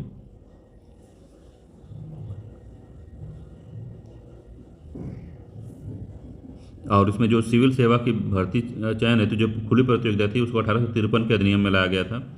और जो कंपनी के राजनीतिक एवं वाणिज्यिक कार्यों का जो पृथक्करण किया गया था 1784 के पिट्स एक्ट में किया गया था, याद रखिएगा। ये 1853 में था, ये 1784 में था। ठीक है, किया गया था। अगला क्वेश्चन चलते हैं। 115 नंबर क्वेश्चन है कि भारतीय संविधान सभा की 115 नंबर क्वेश्चन है, संविधान सभा की गठित समितियों में समिति एवं उनके अध्यक्ष के संबंध में कौन सा कथन सही नहीं है? बताना है। तो प्रांतीय संविधान समिति JB कृपलानी, प्रारूप समिति के भीम रावतकर, ठीक है। संचालन समिति राजेंद्र प्रसाद, सर्वोच्च न्यायालय की तदर्थ समिति S बरदाचारी, ये भी ठीक है। तो पहला गलत है, प्रांतीय संविधान समिति JB कृपलानी नहीं थे, ये सरदार पटेल जी थे। तो ए इसका सही आंसर है। 116 का है, निम्नलिखित में से यह किसने कहा था कि उद्देशिका आधारशिला है? तो संविधान उस पर खड़ी अट्टालिका है। 116 नंबर क्वेश्चन, ये किसने कहा था? उद्देशिका के बारे में, आधारशिला उसको बताया था और संविधान को उस पर खड़ी अट्टालिका बताया था। तो पहला है न्यायमूर्ति हिदायतुल्लाह, डॉक्टर भीमराव अम्बेडकर, KM मुंशी, सुभाष कश्यप। तो किसने कहा था इसको? 116 का कौन सा है आंसर होगा? तो डी सुभाष कश्यप कहे थे, जिनकी बुक भी है संविधान की। 117 नंबर क्वेश्चन देखते हैं। निम्नलिखित में से किस अधिनियम के प्रावधानों को हितैषी निरंकुशवाद का नाम दिया गया था? तो भारत परिषद अधिनियम 1909, भारत शासन अधिनियम 1919, भारत शासन अधिनियम 1935, उपरोक्त में से कोई नहीं। तो इसको भी नहीं कहा गया, इसको भी नहीं, इसको भी नहीं। तो जो 1919 का जो था एक्ट था, मार्ले मिंटो सुधार, उसको कहा गया था कि हितैषी निरंकुशवाद का इसका नाम दिया गया था। अगला क्वेश्चन पे चलते हैं। निम्नलिखित में से किस अधिनियम के द्वारा भारत में दास प्रथा का विधि विरुद्ध घोषित किया गया? दास प्रथा का विधि विरुद्ध घोषित किया गया था, वो कौन सा अधिनियम था? तो पिट्स इंडिया था, 1813 का चार्टर एक्ट था, 1833 का चार्टर एक्ट था, 1853 का था। कौन सा? तो पहला नहीं था, दूसरा भी नहीं था, चौथा भी नहीं था। तो 1833 वाले में कहा गया था इसको, दास प्रथा को समाप्त कर दिया गया था इसमें। अगले क्वेश्चन पे चलते हैं। 1919 में। 119 क्वेश्चन, संविधान की प्रस्तावना विधायिका की शक्ति का स्रोत है और उसकी शक्तियों पर प्रतिबंध लगाती है, तो ये गलत है, प्रतिबंध नहीं लगाती है। संविधान की प्रस्तावना न्यायोचित है और इसकी व्यवस्थाओं को न्यायालय में चुनौती दी जा सकती है, तो नहीं दी जा सकती। तो ये न तो एक न तो दो, डी आंसर सही है इसका। अगला क्वेश्चन है, भारतीय संविधान की कौन सी विशेषता संसदीय संप्रभुता के सिद्धांत के विपरीत है? तो संसदीय संप्रभुता के विपरीत कौन सी है? संवैधानिक सर्वोच्चता का सिद्धांत, ठीक है। शक्तियों का पृथक्करण सिद्धांत, ये भी ठीक है। न्यायिक समीक्षा का सिद्धांत। इसमें तीनों जो हैं संसदीय संप्रभुता के विरुद्ध है, तो डी आंसर से। ये अच्छा क्वेश्चन है, इंपॉर्टेंट क्वेश्चन, याद रखिएगा, यूपीएससी लेवल क्वेश्चन इस तरह पूछता है। इंपॉर्टेंट क्वेश्चन है 120वां। 121 नंबर क्वेश्चन देखते हैं कि निम्नलिखित में से कौन सा प्रावधान भारतीय संविधान की एकात्मक विशेषता के विरुद्ध है? तो आपातकाल एकात्मक व्यवस्था, केंद्र सरकार के एजेंट के रूप में राज्यपाल की नियुक्ति एकात्मक व्यवस्था, अखिल भारतीय सेवाएं एकात्मक व्यवस्था, स्वतंत्र न्यायपालिका का प्रावधान ये नहीं है, संघीय ढांचा का प्रावधान है ये, स्वतंत्र न्यायपालिका का प्रावधान। 122 नंबर क्वेश्चन बताइए, भारतीय संविधान की कौन सी विशेषता संयुक्त राज्य अमेरिका के संविधान से नहीं ली गई है? तो 122 नंबर क्वेश्चन बताइए कौन सी नहीं ली गई है? तो समवर्ती सूची का प्रावधान, ये भी नहीं लिया गया है। अवशिष्ट शक्तियों का केंद्र में नियुक्त होना कनाडा से लिया गया है। विधि द्वारा स्थापित प्रक्रिया, ये भी नहीं ली गई है। तो इसका आंसर 1, 2, 3 तीनों ही नहीं लिया गया है उसके। 122 नंबर का जो है तीनों भी नहीं लिया गया है। जो समवर्ती सूची का प्रावधान है ऑस्ट्रेलिया से लिया गया है, सभी लोग को पता होना चाहिए, ऑस्ट्रेलिया से लिया गया है। अवशिष्ट शक्तियाँ जो है कनाडा से लिया गया है, और जो विधि द्वारा स्थापित प्रक्रिया जापान से लिया गया है। तो यूएसए से कभी नहीं लिया गया है, तो याद रखिएगा तीनों। तो अगला क्वेश्चन, भारतीय संविधान की प्रस्तावना के संबंध में कौन से कथन गलत है? तो गलत बताना है, तो प्रस्तावना के बारे में बताना है कि कौन सा गलत है। तो प्रस्तावना में कोई भी संशोधन केवल अनुच्छेद 368 के अधीन ही हो सकता है। तो बताइए कौन सा सही है, कौन सा गलत पूछा है, तो कौन सा गलत है, मतलब कौन सा गलत बताना है। तो 368 के अधीन ही प्रस्तावना में संशोधन हो सकता है केवल। तो प्रस्तावना को अब तक केवल एक बार ही संशोधित किया गया है, तो कौन सा गलत है? तो न तो एक न तो दो, दोनों ही सही है। तो गलत एक भी नहीं है, तो न तो एक न तो दो आंसर होगा, डी आंसर होगा इसका। चलिए 124 पे चलते हैं। विधान परिषद के विषय में कौन सा सत्य है? सत्य बताना है। तो कौन सा सत्य है? इसकी स्थापना और उन्मूलन 169 के अंतर्गत संसद को है। 124 का कौन सा सही है बताना है आपको। तो ये बात ठीक है, 169 के तहत इसका संसद इसका निरीक्षण और उत्साधन दोनों कर सकती है, उसको बना भी सकती है, बिगाड़ भी सकती है। जो दूसरा है, विधान परिषद के सदस्यों की कुल संख्या राज्य की विधानसभा सदस्यों की कुल संख्या का 2/3 से अधिक नहीं होगी। तो ये 1/3 से अधिक नहीं होगी, 2/3 नहीं है, तो ये गलत है।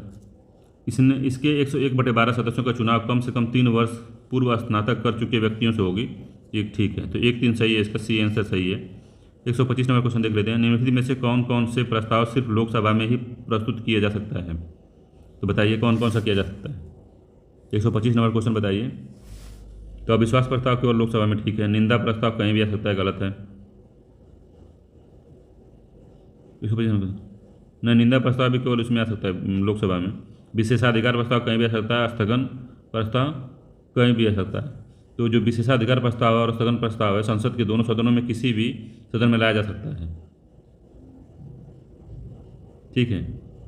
तो ये गलत है, ये गलत है, केवल 1-2 सही है कि अविश्वास प्रस्ताव जो है, अनिंदा प्रस्ताव, यही केवल लोकसभा में आता है। बाकी विशेषाधिकार प्रस्ताव और स्थगन प्रस्ताव दोनों किसी भी सदन में आ सकता है। तो ए आंसर सही है इसका। अच्छा क्वेश्चन है, याद रखिएगा इसको।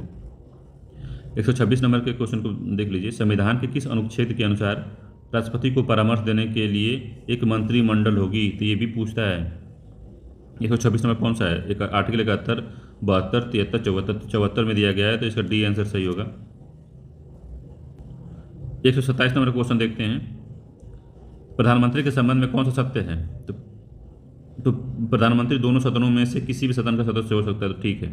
प्रधानमंत्री राष्ट्रपति के प्रसाद पर्यंत पद को धारण करता है, तो कौन सा सत्य पूछा है? तो प्रधानमंत्री दोनों सदनों में से किसी भी सदन का सदस्य हो सकता है।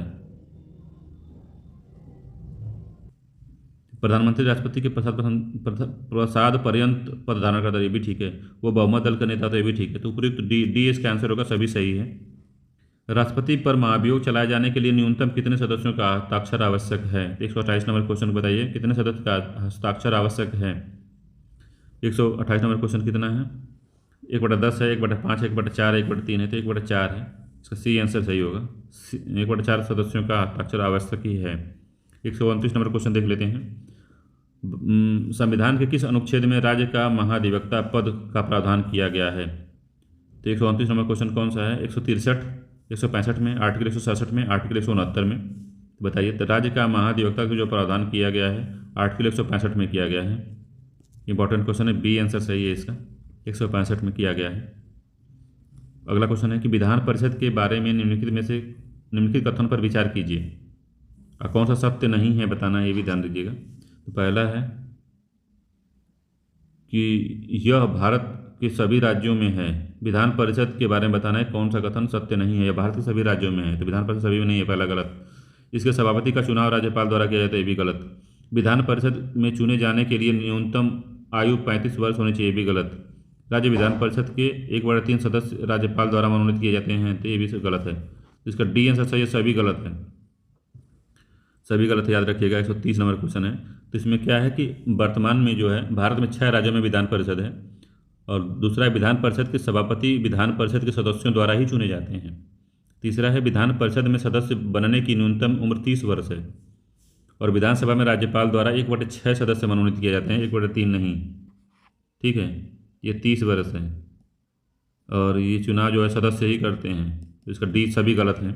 अगला क्वेश्चन है, राज्य विधानमंडल के द्वारा पारित किसी भी विधेयक को रोकने की राज्य विधान परिषद के पास अधिकतम समय सीमा कितनी है? बताइए कितनी है? 1 माह, 2 माह, 3 माह, 4 माह, तो कितनी है? तो 4 माह तक वो रोक सकता है, याद रखिएगा। 131 का डी आंसर होगा, 4 माह तक रोक सकता है। 132 देख लेते हैं, किस अनुच्छेद के तहत किसी विधेयक को पारित करने के लिए संयुक्त अधिवेशन का प्रावधान किया गया है? तो बहुत ही इंपॉर्टेंट क्वेश्चन है, लगभग हर एग्जाम में पूछ चुका है इसको। बी आंसर इसका सही है, 108 नंबर का जो प्रावधान है, इसके तहत संयुक्त बैठक का बुलाने का अधिकार है राष्ट्रपति को, और इसकी अध्यक्षता हमारे लोकसभा अध्यक्ष करते हैं। अगले क्वेश्चन पे चलते हैं। 133 नंबर क्वेश्चन, निम्नलिखित में से कौन सा संसद सदस्यों का सामूहिक विशेषाधिकार नहीं है? तो संसद सदस्यों का सामूहिक विशेषाधिकार कौन सा नहीं है? तो 133 नंबर क्वेश्चन है, साक्षी के रूप में उपस्थित से स्वतंत्रता, संसद के आंतरिक विषयों का संचालन का अधिकार, चर्चा एवं प्रक्रिया का स्वतंत्रता, और परिचितों को सदन से बाहर रखने का विशेषाधिकार। तो ये 3 तो है, पहला नहीं है, तो ए आंसर सही है कि ए सामूहिक विशेषाधिकार नहीं है। अगला क्वेश्चन है, निम्नलिखित में से संसद के सत्रों में कौन शामिल नहीं है? बजट सत्र, ग्रीष्मकालीन सत्र, मानसून सत्र, शीतकालीन सत्र। तो 134 से कौन सा नहीं शामिल है? तो ग्रीष्मकालीन सत्र नहीं होता, ग्रीष्मकालीन को ही बजट सत्र में कहते हैं, तो ग्रीष्मकालीन सत्र नहीं आता। 134 से ही ठीक है। तो बजट सत्र होता है फरवरी से मई तक, मानसून होता है जुलाई से सितंबर तक, ग्रीष्म होता है नवंबर से दिसंबर तक। तो बी आंसर इसका सही है। 135 नंबर क्वेश्चन देखते हैं, निम्न में से कौन सा कथन सत्य नहीं है? सत्य नहीं है पूछा है। तो मंत्रिपरिषद का एक निश्चित कार्यकाल होता है, तो ये गलत है। मंत्रिपरिषद के सदस्य सामूहिक रूप से लोकसभा के प्रति उत्तरदायी होते हैं, तो ये ठीक है। मंत्रिपरिषद के सदस्य व्यक्तिगत रूप से संसद के प्रति उत्तरदायी होते हैं, तो ये भी गलत है। मंत्रिपरिषद के सदस्यों की संख्या लोकसभा के सदस्यों की संख्या के 15% से अधिक नहीं होनी चाहिए, तो ये सही है। तो कौन सा गलत सत्य नहीं है? तो कौन सा गलत है? तो 1 और 3 गलत है, सी आंसर इसका सही है। इंपॉर्टेंट क्वेश्चन है ये, बहुत ही इंपॉर्टेंट क्वेश्चन है, इसको याद कर लीजिए, किसी भी एग्जाम में पूछ सकता है, बहुत भयानक क्वेश्चन है ये, इसको अच्छे से पढ़ लीजिएगा, ये बढ़िया क्वेश्चन बनाया गया है। ठीक है, ये ठीक है। अगला क्वेश्चन चलते हैं, और इसमें याद रखिएगा जो ये मंत्री है तो व्यक्तिगत रूप से संसद के प्रति राष्ट्रपति के प्रति उत्तरदायी होता है, व्यक्तिगत रूप से अगर देखें तो। 136 नंबर देखते हैं क्वेश्चन, निम्नलिखित में से कौन केंद्र शासित प्रदेशों में विधानमंडल के सृजन के लिए उत्तरदायी है? तो राष्ट्रपति है, प्रधानमंत्री है, संसद है और प्रशासक हैं। तो कौन है 136वें का? तो संसद है, संसद ही केंद्र शासित प्रदेश में विधानमंडल का सृजन कर सकती है। 137 नंबर क्वेश्चन देखिए, राज्य के मुख्यमंत्री के विषय में निम्न में से कौन सा कथन सत्य है? पहला है, वह राज्य का कार्यकारी प्रमुख होता है। 137 से कौन सा सत्य है? वो राज्य का कार्यकारी प्रमुख होता है, गलत है। राज्य के सभी कार्यपालिका का संबंधित कार्य मुख्यमंत्री के नाम से होता है, तो ये भी गलत है। वह केवल विधानसभा का सदस्य हो सकता है, तो ये भी गलत है। वह मंत्रियों का चयन अपने विवेक से करता है, तो डी आंसर सही है इसका, अपने विवेक से करता है, तो इंपॉर्टेंट ये भी है। 138 नंबर क्वेश्चन देखिए, निम्नलिखित में से किस परिस्थिति में किसी संसद सदस्य को अयोग्य घोषित किया जा सकता है, तो बताइए। तो वह अपने राजनीतिक दल की सदस्यता स्वेच्छा से छोड़ देता है, कोई निर्दलीय सदस्य के रूप में निर्वाचन के बाद किसी दल में शामिल हो जाता है, वह अपनी राजनीतिक पार्टी के द्वारा दिए गए निर्देश को विपरीत मतदान करता है। तो ये तीनों ही परिस्थितियों में वह संसद सदस्य अयोग्य घोषित हो सकता है, तो इंपॉर्टेंट है ये तीनों परिस्थितियों में अयोग्य संसद सदस्यता से अयोग्य घोषित हो सकता है। तो 138 का हो गया, डी आंसर सही है इसका। 139 को देख लेते हैं, संसद के किसी सदस्य द्वारा वाद विवाद को समाप्त करने के लिए लाया जाने वाला प्रस्ताव क्या है। 139 को देखिए,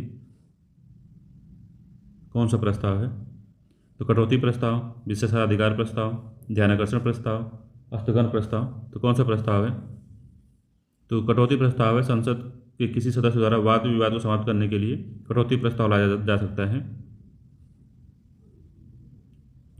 इंपॉर्टेंट है, ये इंपॉर्टेंट क्वेश्चन है। 140 का है, सुमेलित नहीं है बताना है। तो राजस्थान में 25 सीटें हैं, ये तो ठीक है। पंजाब में 12 सीटें हैं, नहीं 13 सीटें हैं पंजाब में, और गोवा में 2 हैं, बिहार में 40 हैं, तो बी आंसर सही है इसका, 13 सीटें हैं पंजाब में। तो ये आरओ के लिए और यूपीपीसीएस के लिए भी इसको देख सकते हैं आप। तो 140 क्वेश्चन है और बहुत ही महत्वपूर्ण क्वेश्चन थे इसमें बेसिक कॉन्सेप्ट आपको क्लियर हो जाएंगे। तो चलिए मिलते हैं एक नई वीडियो में। अगर ये वीडियो आपको सही लगे तो मेरे चैनल को आप लाइक, सब्सक्राइब और शेयर कर सकते हैं। धन्यवाद।